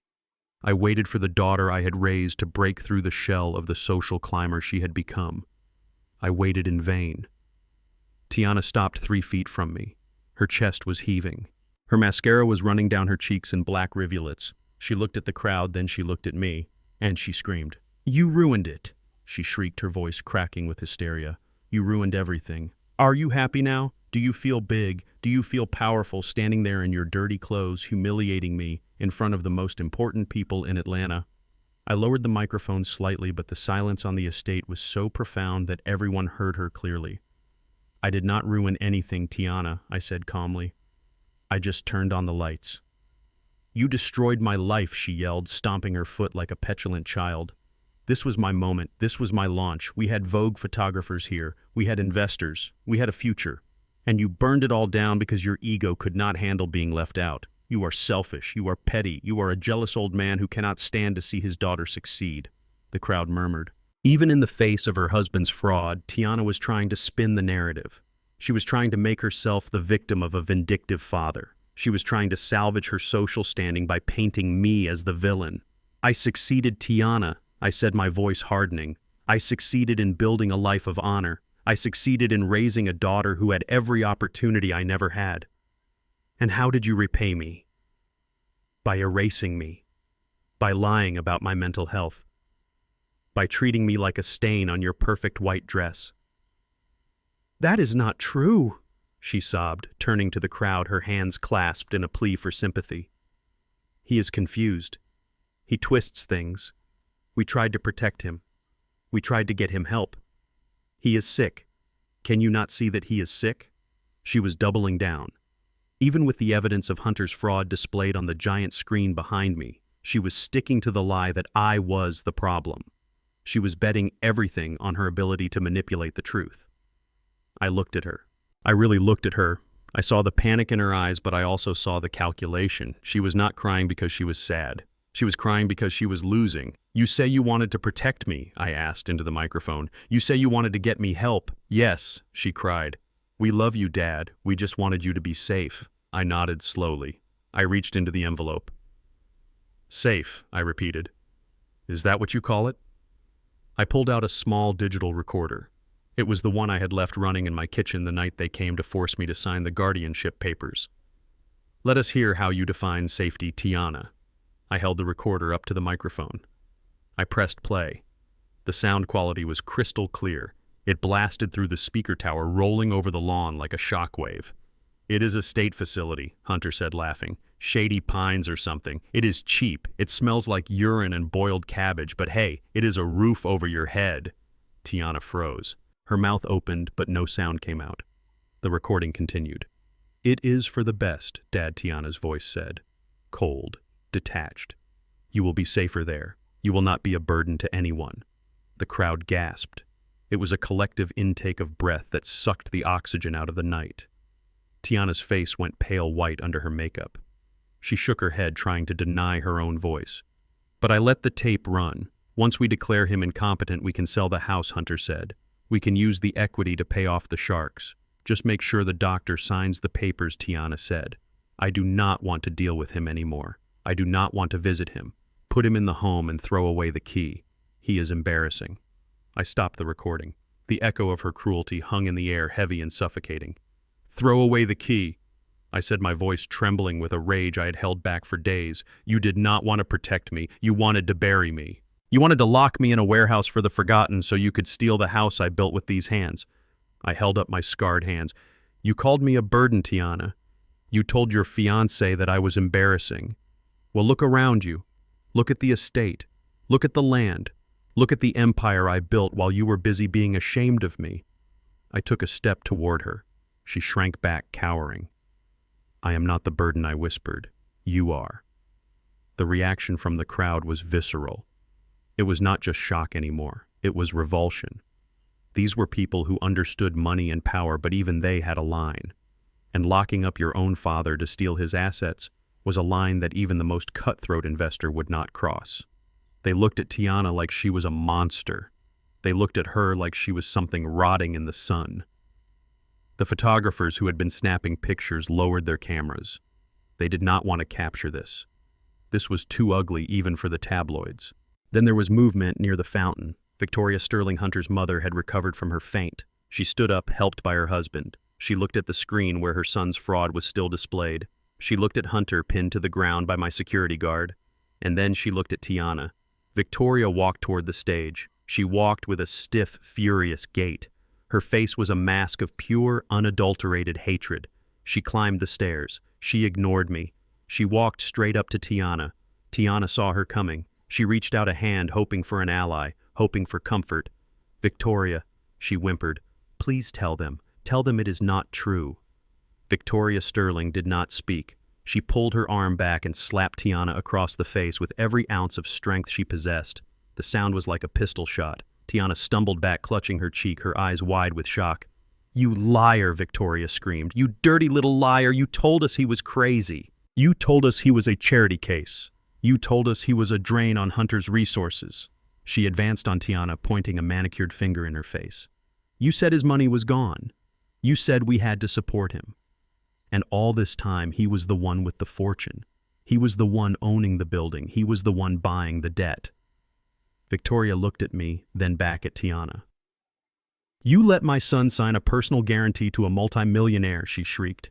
"You let him destroy himself because you were too ashamed to admit who your father was. You are a fraud. You are trash. You are nothing." Richard Sterling stepped up behind his wife. He looked at Tiana with cold disgust. "We are ruined," he said, "because of you. We leveraged our home to help Hunter because you said the wedding would secure the investment. You said your father was a non-entity." Tiana looked from her in-laws to me. She was alone, completely and utterly alone. Her husband was on the ground. Her new family hated her. Her old family had just exposed her. She fell to her knees. Her beautiful dress pooled around her in the dirt.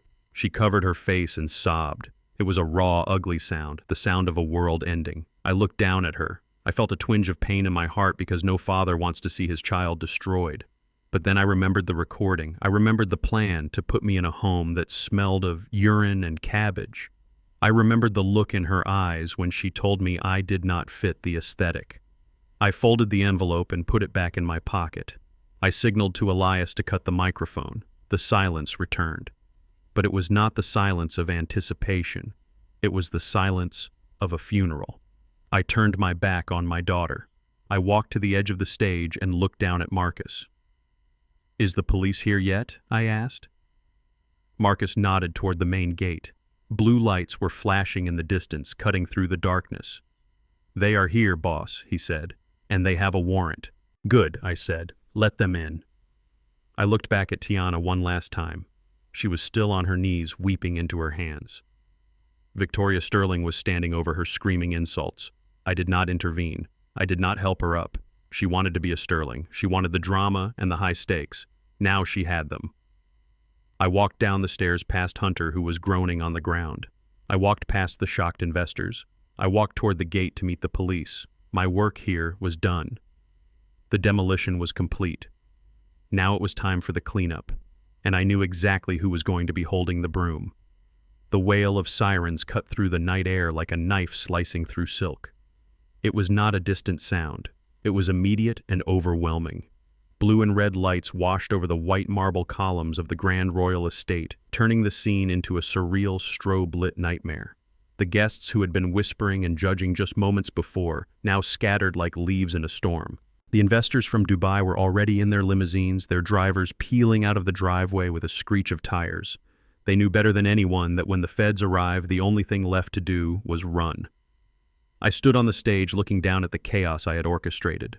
Marcus still had his boot on Hunter's back, keeping him pinned to the asphalt. Hunter was no longer struggling. He was limp, defeated by the crushing weight of reality. He turned his head to the side, his cheek pressed against the gravel, and watched the police cars swarm through the main gate. There were not just 1 or 2 cruisers. There were 6 of them, followed by unmarked sedans that screamed federal authority. Alvin had done his job well. He had not just called the local police. He had called the Securities and Exchange Commission Enforcement Division and the FBI. This was not a dispute over a wedding bill anymore. This was a takedown of a financial predator. The officers poured out of their vehicles, moving with tactical precision. They wore raid jackets with yellow letters on the back. They carried weapons and warrants. They did not care about the flowers or the silk ribbons. They marched up the driveway, pushing aside the few remaining socialites who were too stunned to move. One of the agents, a tall woman with a face like granite, walked straight toward me. She looked at the man on the ground, then she looked up at me on the stage. "Mr. King," she asked, her voice carrying over the dying wail of the sirens. "I am Reginald King," I confirmed into the microphone. "We have a federal warrant for the arrest of Hunter Sterling," she said. "Thank you for securing the suspect." She signaled to her team. 2 officers moved in, replacing Marcus. They hauled Hunter up from the ground. He hung between them like a broken marionette, his tuxedo jacket torn and covered in dust, his bow tie hanging loose around his neck. Hunter Sterling, the agent announced, reading from a document in her hand. "You are under arrest for securities fraud, wire fraud, money laundering, and grand larceny. You have the right to remain silent." Hunter blinked. The reality of the situation finally seemed to penetrate the fog of his narcissism. He looked at the handcuffs dangling from the officer's belt. He looked at the flashing lights reflecting in the fountain. "Wait," he stammered. "Wait a minute. This is a mistake. I am a businessman. I am an innovator. You cannot arrest me at my own wedding." The officer spun him around, slamming him against the hood of a patrol car. The sound of metal hitting metal made Tiana flinch. She was still on her knees, her hands covering her mouth, watching the destruction of her fantasy. "Hands behind your back," the officer ordered. Hunter began to struggle. It was a pathetic, flailing attempt to regain control. "No," he shouted. "No. I did not do anything. It was not me. I am just the face. I am just the front man." The cuffs clicked shut. The sound was final. Hunter twisted his head, looking for an escape, looking for someone, anyone to save him. His eyes landed on Tiana. She was staring at him with a look of absolute horror. She was seeing her husband not as the golden ticket to high society, but as a convict. And that was when the love story ended. That was when the rat turned on its own. It was her. Hunter screamed, his voice cracking with desperation. He nodded frantically toward Tiana. It was Tiana. She made me do it. The crowd gasped. Even the police officers paused for a fraction of a second. Tiana dropped her hands from her mouth. Her jaw fell open. What she whispered. She is the one who wanted the lifestyle, Hunter yelled, spitting as he spoke. She demanded the penthouse. She demanded the cars. She told me I had to get the money or she would leave me. She is the mastermind. She pushed me to take the loans. She pushed me to fake the numbers. She said her father was rich and we could pay it all back once we got his money. He was rewriting history in real time. He was taking his own greed and painting it as victimhood. He was throwing the woman he had sworn to love and cherish into the fire to buy himself 5 seconds of sympathy. She knew everything, Hunter continued, his eyes bulging. She knew the accounts were empty. She helped me fake the deposit slips. She wrote the press releases. Arrest her too. She is my partner. She is an accomplice.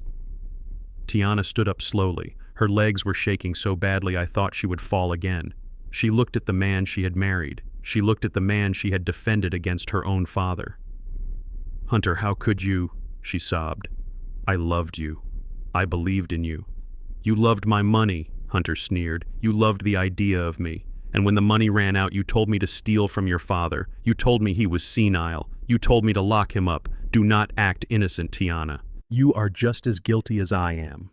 The agent looked from Hunter to Tiana. She signaled to another pair of officers. Bring her in for questioning, she said. The officers moved toward Tiana. She backed away, her hands raised in surrender. No, she cried. No, please, he is lying. I did not know about the fraud. I did not know about the Ponzi scheme. I just wanted a nice wedding. Ma and one of the officers set his hand resting on his holster. We have reason to believe you were involved in the attempted guardianship fraud against Mr. King. We have witness statements and documents with your signature on them. You need to come with us. Tiana looked around the estate. She looked for her friends, but they had all fled.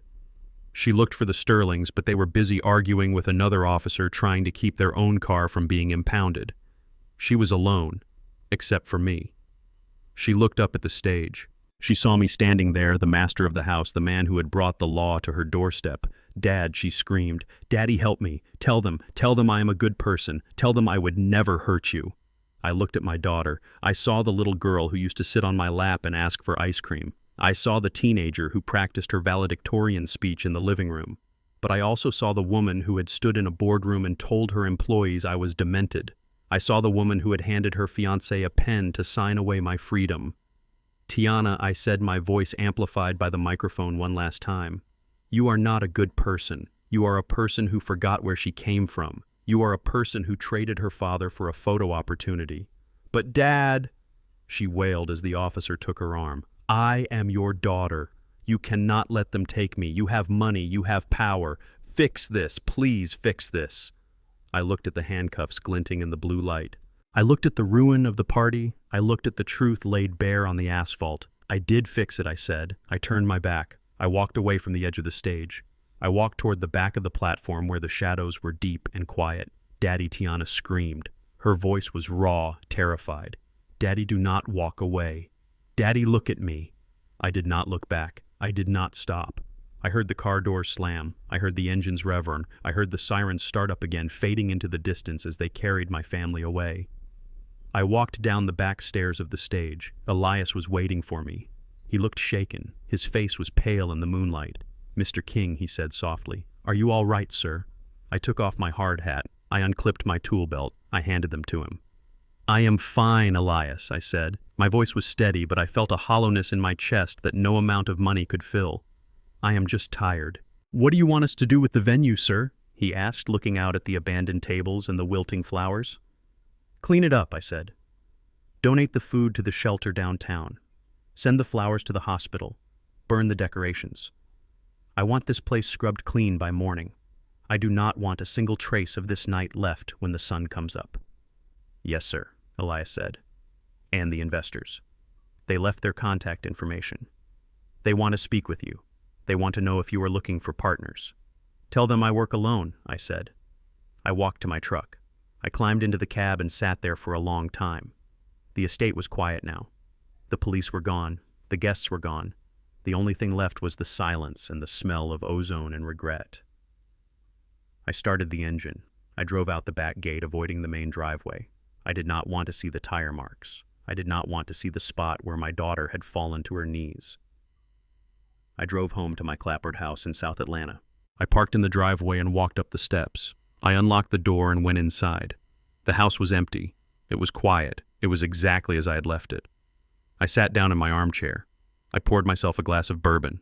I drank it in the dark. I had won. I had destroyed the people who tried to destroy me. I had reclaimed my dignity. I had exposed the lies. But as I sat there in the silence, I realized that victory has a taste. It does not taste sweet. It tastes like ash. I closed my eyes. I saw Tiana's face as the police car drove away. I saw the fear. I saw the betrayal. I had taught her a lesson. I had taught her that actions have consequences. I had taught her that money cannot save you from the truth. But I had also taught her that her father was capable of watching her fall. I finished my drink. I washed the glass. I turned out the light.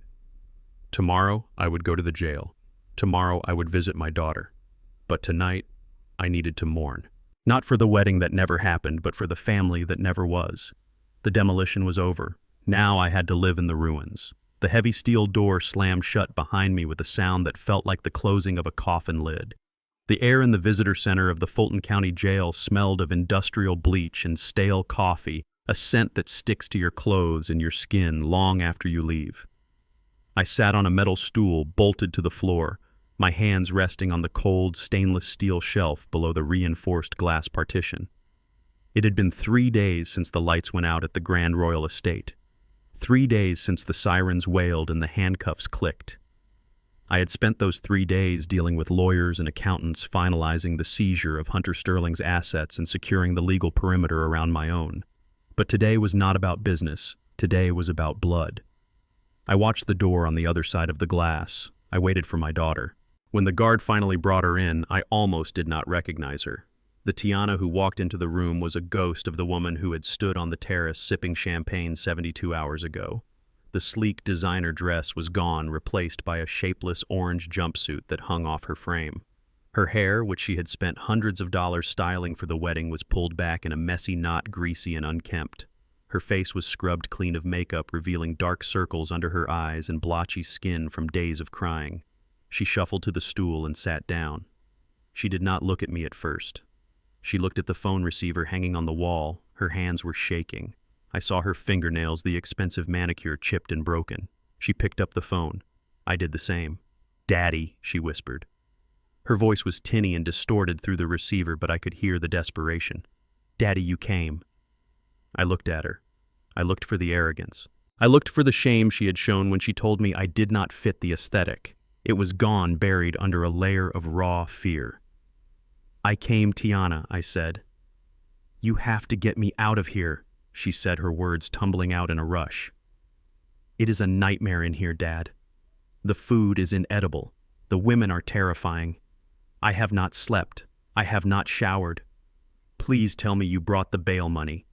The lawyer said it is set at $50,000. You have that. I know you have that." She looked at me with wide, pleading eyes. She was not asking. She was assuming. In her mind, the revelation of my wealth had changed the dynamic. I was no longer the embarrassing father. I was the ATM. I was the solution. I leaned forward. The glass was cold against my forehead. "I have the money. Tiana," I said calmly. "I have $50,000 in my pocket right now. I have $50 million in the bank. I could buy this jail if I wanted to." Her shoulders slumped in relief. A weak smile touched her lips. "Oh, thank God," she breathed. "I knew it. I knew you would not leave me here. Go pay it, Dad. Please, just pay it so I can go home. I need a bath. I need to sleep in my own bed." She was already moving on. She was already planning her exit. She thought the checkbook was open and the lesson was over. She thought that because I had money, I was obligated to use it to shield her from the consequences of her choices. I did not move. I did not stand up to go to the clerk. I just sat there watching her. "I am not going to pay it, Tiana," I said. The smile vanished. Her face went slack. What she asked? What do you mean you are not going to pay it? You just said you have the money. You are rich, Dad. You are the chairman. You own the estate. 50,000 is nothing to you. It is pocket change. It is not about the amount I said. It is about the value. Dad, stop playing games, she snapped, her voice rising, getting that sharp edge I knew so well. This is not the time for a lecture. I am in jail. I am innocent. Hunter tricked me. He lied to me too. I am a victim here. I shook my head slowly. You are not a victim, Tiana. You are an accomplice. No! She shouted, slamming her hand against the ledge. The guard behind her stepped forward, his hand resting on his belt. Tiana flinched, shrinking back. She lowered her voice to a hiss. I did not know about the Ponzi scheme, she whispered furiously. I did not know the accounts were empty. I thought he was successful. I thought we were building a life.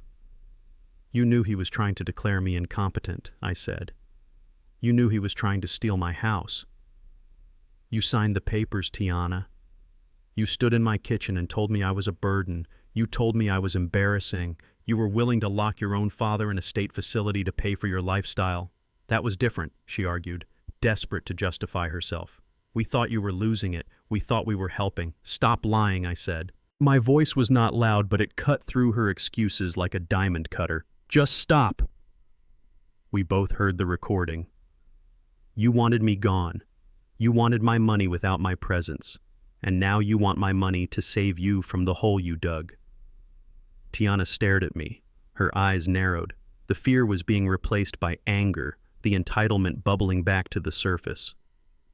I am your daughter, she said. Does that not mean anything to you? You are supposed to protect me. You hid who you were for my whole life. You let me believe we were poor. You let me struggle. If I had known you were rich, none of this would have happened. I would not have needed Hunter. I would not have needed the loans. It is your fault, Dad. You made me this way by lying to me. There it was, the final deflection. It was my fault she was greedy. It was my fault she was ashamed of me. I did not lie to you, Tiana, I said. I never told you I was poor. I told you I was an electrician, and I am. I worked every day. I came home with dirt on my boots. I put food on the table. I paid for your college. I gave you everything you needed. But you had more, she accused. You had millions, and you lived in that shack. You drove that truck. Why? To test me, to see if I would love you even if you were nobody. No, I said. I live that way because that is who I am. I value the work, not the reward. I value the things I built with these hands. I held up my hands again, pressed against the glass. I wanted you to learn that value. I continued. I wanted you to understand that dignity does not come from a label on a dress or a zip code. But you did not learn. You looked at my life and you saw shame. You looked at my hands and you saw failure. You chased the shine, Tiana. You chased the image. And now you are sitting in a cage wearing orange because you forgot what real gold looks like. Tiana was crying again, but they were angry tears. So this is it, she spat. You are going to leave me here to rot. You are going to let your own daughter go to prison just to prove a point. You are a cruel old man. I am not cruel, I said. I am a father, and a father's job is to prepare his child for the world. I failed you, Tiana. I protected you too much. I paid your bills when you got into trouble in college. I bought you that car when you wrecked your first one. I shielded you from the consequences of your actions because I wanted you to have an easier life than I did. I paused, taking a breath. The air in the room felt heavy. But I realized something 3 nights ago when you handed that pen to Hunter. I realized that by protecting you, I crippled you. I raised a woman who thinks she is entitled to everything and responsible for nothing. I cannot save you anymore, Tiana. If I bail you out today, you will never learn. You will just find another Hunter. You will just find another shortcut. Dad. Please, she wailed, her anger breaking back into fear. I cannot stay here. I am scared. I know, I said softly. It is scary when the lights go out and there is no one to flip the breaker for you, but you are going to have to find your own light this time. I stood up. My knees popped. I felt every year of my age, but I also felt lighter than I had in a decade. Reggie, do not walk away, she screamed, slamming her palms against the glass. Daddy, I am sorry. I am sorry for everything. I will change. I promise I will change. Just pay the bail. I looked down at her. She was begging. But she was begging for the wrong thing. She was begging for an escape, not for forgiveness. "I have money, Tiana," I said, my voice final. "I have a lot of money. But that money is for people who know the value of labor. It is for people who build things, not people who destroy them. It is for people who honor their family, not people who sell them." I turned toward the door. "You have time now," I said over my shoulder. "You have nothing but time. Use it. Think about who you want to be when you walk out of those doors. Because the girl who walked in here, the girl who was ashamed of her father, she does not have a place in my life anymore." I walked to the heavy steel door. I signaled the guard. "Dad," Tiana screamed. Her voice was raw, tearing at her throat. "Do not leave me." The buzzer sounded loud and harsh. The lock clicked. I pushed the door open. I did not look back. I stepped out into the hallway, into the smell of bleach and coffee. The door slammed shut behind me, cutting off her screams. I walked down the long corridor toward the exit. My heart was breaking. Every step was a struggle. Leaving my child in a cage was the hardest thing I had ever done. It went against every instinct I had as a parent. But I knew it was necessary. I knew that if I turned around, if I wrote that check, I would lose her forever. She would never respect me. She would never respect herself. I walked out of the jail and into the bright sunlight of the afternoon. The world was loud and busy. Cars drove by. People walked their dogs. Life went on. I walked to my truck. I got in and started the engine. I sat there for a moment, gripping the steering wheel, my knuckles white. I let out a breath I had been holding for days. A single tear rolled down my cheek. I wiped it away with the back of my scarred hand. It was done. The demolition was over. The cleanup had begun. Now I had one more stop to make. I had one more ghost to bury. I had to go to the courthouse. I had to testify. And I had to make sure that Hunter Sterling never hurt anyone ever again. The courtroom smelled of floor wax and stale anxiety, a scent I had come to recognize over my years in the construction business dealing with permits and zoning boards. But today, the stakes were not a building code violation. Today, the stakes were 15 years of a young man's life. I sat in the back row of the gallery, my hands resting on my knees. I wore my charcoal suit, the one I had worn to the rehearsal dinner where Hunter Sterling signed away his life without reading the fine print. Hunter stood before the judge. He looked smaller than he had on the night of the wedding. The arrogance had been stripped away, leaving behind a shivering boy in a prison-issue jumpsuit that was 2 sizes too big. His parents, Victoria and Richard, sat 2 rows ahead of me. They held hands, their knuckles white. They were not crying for their son's crimes. They were crying for the death of their name. They were crying because they knew that after today, they would be pariahs in the social circles they worshipped. The trial had been swift. The evidence I provided was overwhelming. The forensic accounting, the USB drive from the wedding, and the testimony of the investors Hunter had defrauded painted a picture of a predator who had finally been caught. But the nail in the coffin was my testimony regarding the attempted guardianship fraud.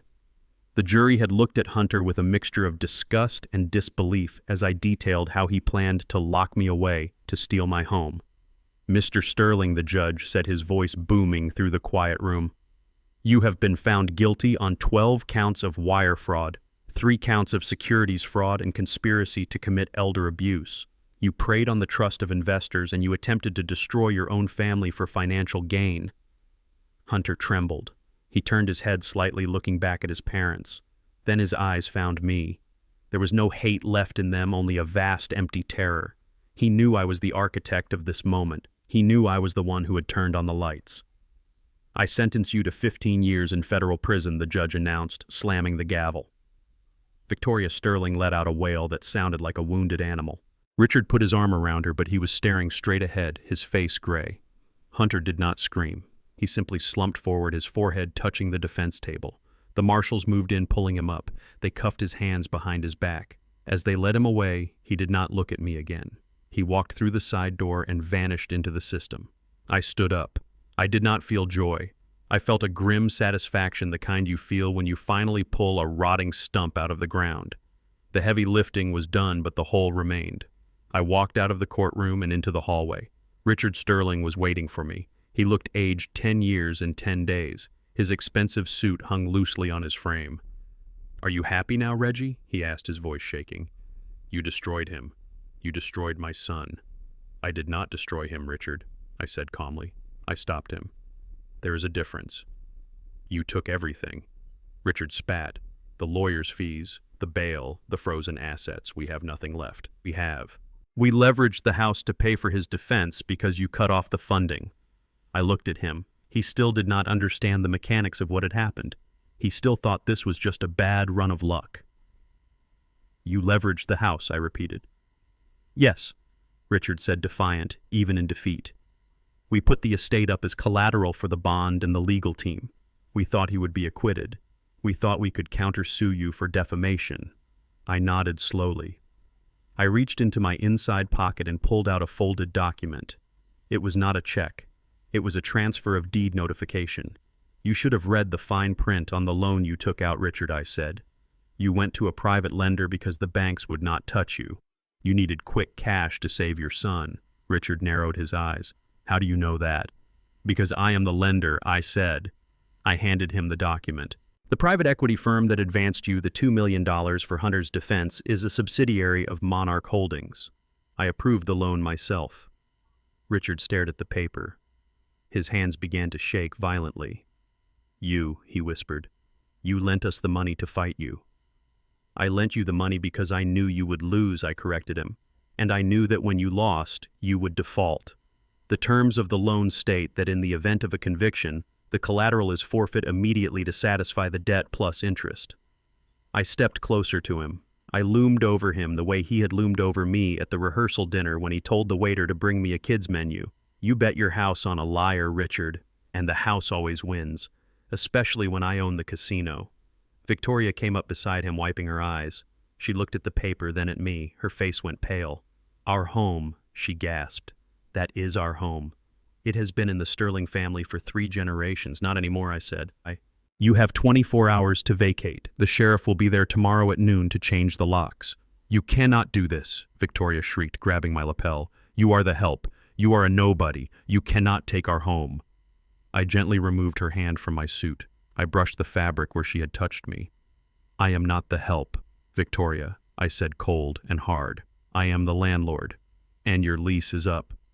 I walked away, leaving them standing in the courthouse hallway holding the piece of paper that marked the end of their dynasty. They had spent their lives looking down on people like me. Now they were going to have to look up to see where they used to live. The next day, the sun was shining bright and hot over the Sterling family mansion. It was a beautiful house, not as grand as the wedding venue, but impressive in its own right. It sat on a hill in the most exclusive neighborhood in the city, a monument to old money and old prejudices. I pulled my truck up to the curb at exactly 11:55. I sat there for a moment watching the front door. A moving truck was parked in the driveway. Men were loading boxes, furniture, and paintings.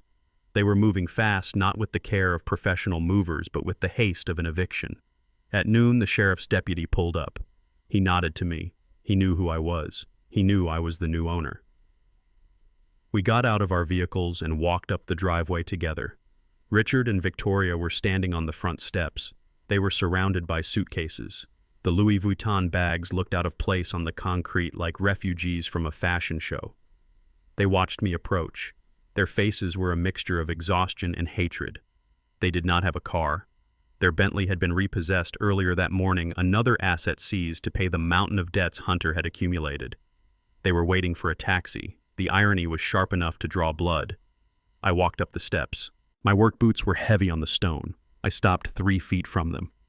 Is the property vacant? I asked the deputy. Yes, sir. Mr. Sterling says they have removed all personal effects. I looked at Richard. He would not meet my eyes. He was looking at the ground, at the weeds growing in the cracks of the driveway he could no longer afford to fix. Here are the keys, he muttered, tossing a heavy brass ring onto the ground at my feet. He refused to hand them to me. He wanted me to bow. He wanted me to kneel to pick up what was mine. I did not bend down. I looked at the deputy. Deputy, would you mind grabbing those? I asked. My back acts up when I have to pick up trash. The deputy smirked and picked up the keys. He handed them to me. Victoria stepped forward. Her eyes were red and swollen. What are you going to do with it? She spat. Are you going to move in? Are you going to bring your tacky furniture and your blue-collar friends and ruin this historic home? You will never fit in here, Reggie. The neighbors will hate you. You will always be an outsider. I looked at the house. It was a symbol of everything they valued: exclusion, status. the appearance of wealth without the substance of work. I am not moving in Victoria, I said. I have a home. It is small, but it is paid for, and it is honest. Then why, she screamed. Why take it if you do not want it? Just to spite us, just to hurt us. No, I said, to repurpose it. I turned to the deputy, but I spoke loud enough for them to hear. Deputy, I want you to secure the perimeter. Tomorrow morning my contractors are arriving. We are going to gut the interior. We are taking down the chandeliers. We are pulling up the silk carpets. We are turning the ballroom into a workshop. A workshop, Richard asked, looking up, his confusion breaking through his misery. Yes, I said. I am donating this property to the city. It is going to be the new home of the King Trade Academy. Victoria gasped.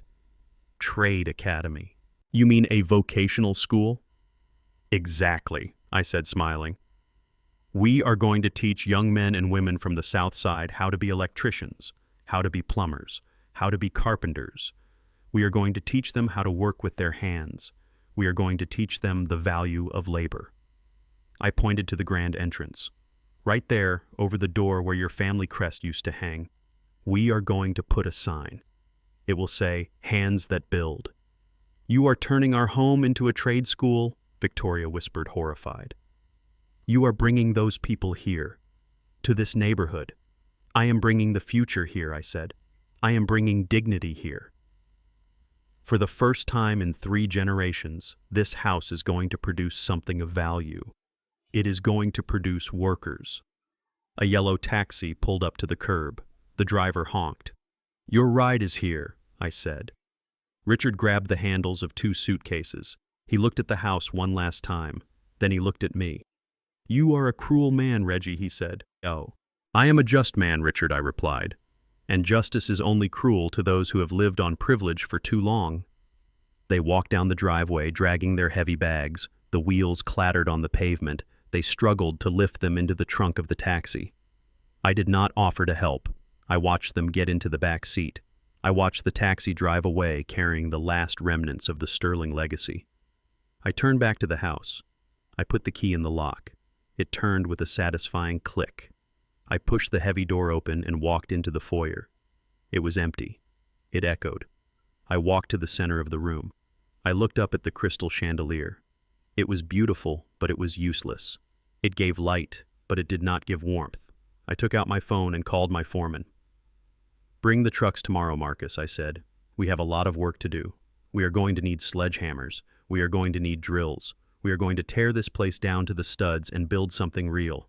I walked out of the house, leaving the door open to let the fresh air in. I stood on the porch and looked out over the city. I saw the skyline I had helped build. I saw the future I was creating. The Sterlings were gone.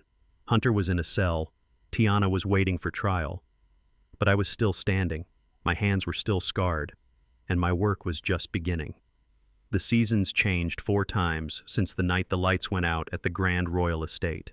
Spring brought rain that washed away the dust of the construction work. Summer brought heat that tested the endurance of the new students at the academy. Autumn brought leaves that crunched under work boots just like the gravel had under the tires of the fleeing limousines. Now it was winter again, but the cold did not bite the way it used to. I sat in my office, which used to be Richard Sterling's cigar room. The dark wood paneling was gone, replaced by whiteboards covered in schematics and electrical diagrams. The humidor was gone, replaced by a shelf full of textbooks on photovoltaic systems and advanced circuitry. My assistant, a sharp young woman named Keisha, knocked on the doorframe. She held a single white envelope in her hand. She did not have to tell me who it was from. I recognized the handwriting even though it was shakier than I remembered. It lacked the flourishes of the calligraphy Tiana used to practice for her wedding invitations. It came in the morning mail, Mr. King, Keisha said, placing it gently on my desk. There is no return address, but the postmark is from downtown. Thank you, Keisha, I said. She left, closing the door softly. I looked at the envelope. It sat there like an unexploded bomb. I knew where Tiana was. I made it my business to know even if I never intervened. She had served 6 months in county jail for her role in the fraud. Her lawyer, a public defender, had managed to get her a plea deal in exchange for testifying against Hunter. She was out now on probation, serving a 3-year suspended sentence. She was not working in a high-rise anymore. She was not directing marketing campaigns. No reputable firm would touch her. Her name was toxic. The last report I received from my investigator said she was washing dishes at a diner on the west side. She was living in a studio apartment that smelled of grease and failure, working double shifts to pay the court-ordered restitution. Hunter was in a federal penitentiary in Florida. He would be there until his hair turned gray. I picked up the envelope. It felt light, flimsy. It was cheap paper, the kind you buy at a drugstore. I ran my thumb over my name. Reginald King. Not Dad, not Daddy, just my name. I thought about what might be inside: a plea for money, a plea for forgiveness, an accusation, a promise to change. A year ago, I would have ripped it open. A year ago, I would have been desperate for any sign that my daughter still existed beneath the layers of greed. A year ago, I would have looked for a reason to save her. But I was not the same man I was a year ago, and she was not the same woman. I stood up and walked to the small fireplace in the corner of the office. I had installed a gas insert myself, efficient and clean.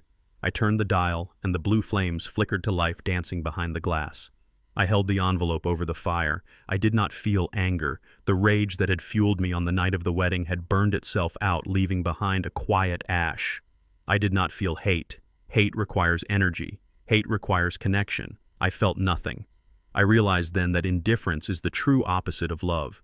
Anger means you still care. Hate means you are still wounded.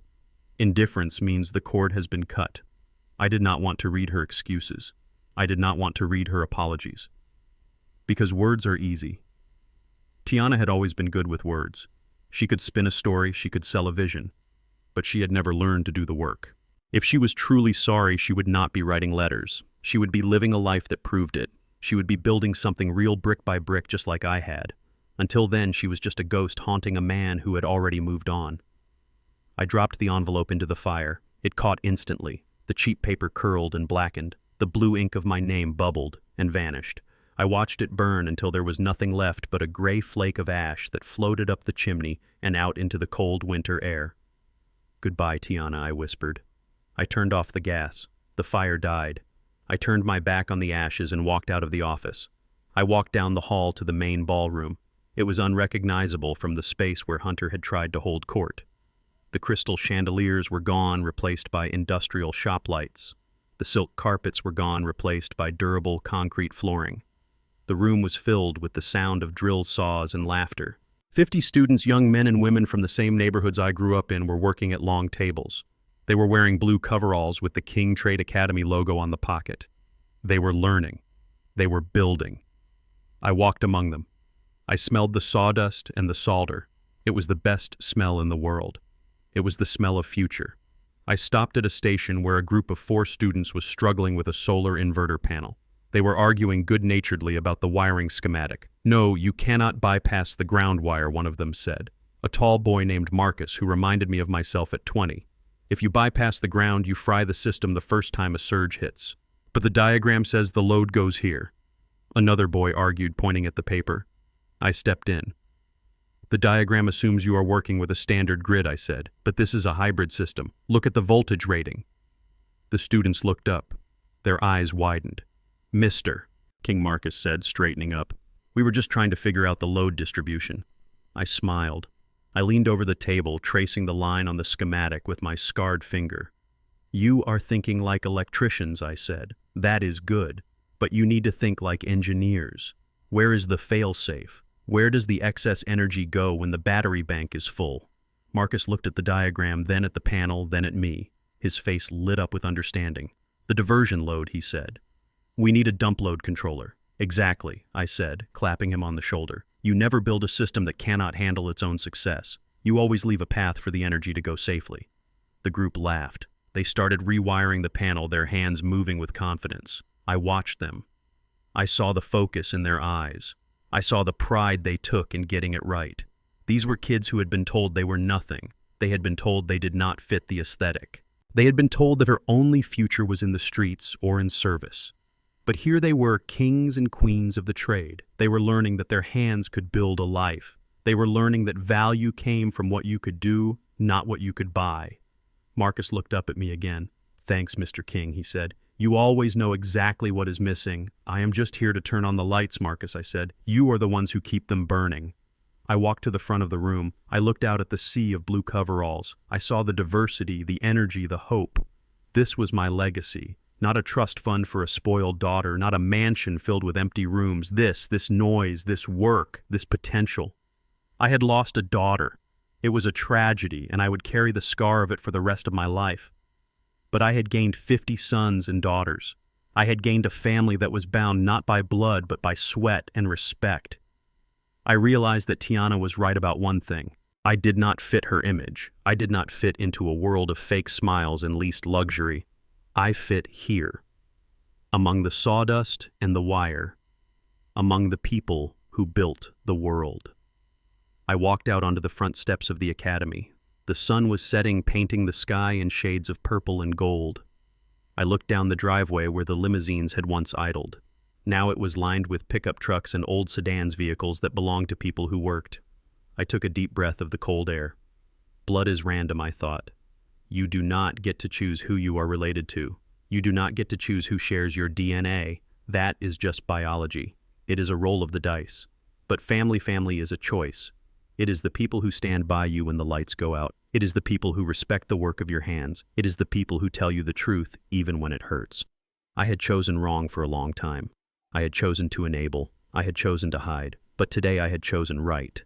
I looked at my hands one last time. They were old. They were scarred. They were beautiful. I put my hands in my pockets and walked back inside, back to the noise, back to the work, back to my family. And for the first time in a long time, Reginald King was exactly where he was supposed to be. This experience taught me that the most dangerous lie is the one we tell ourselves about the people we love. I believe my silence was protection, but it was merely a shield for their entitlement. True wealth is not found in a bank account or a brand name. It is found in the dignity of honest labor and the integrity of one's character. I lost a daughter to greed, but I found a family and shared purpose. We must never apologize for our scars or our work, for they are the only things that remain when the lights go out. Have you ever had to make the difficult choice to cut ties with family to save your own dignity? Let me know your story in the comments below.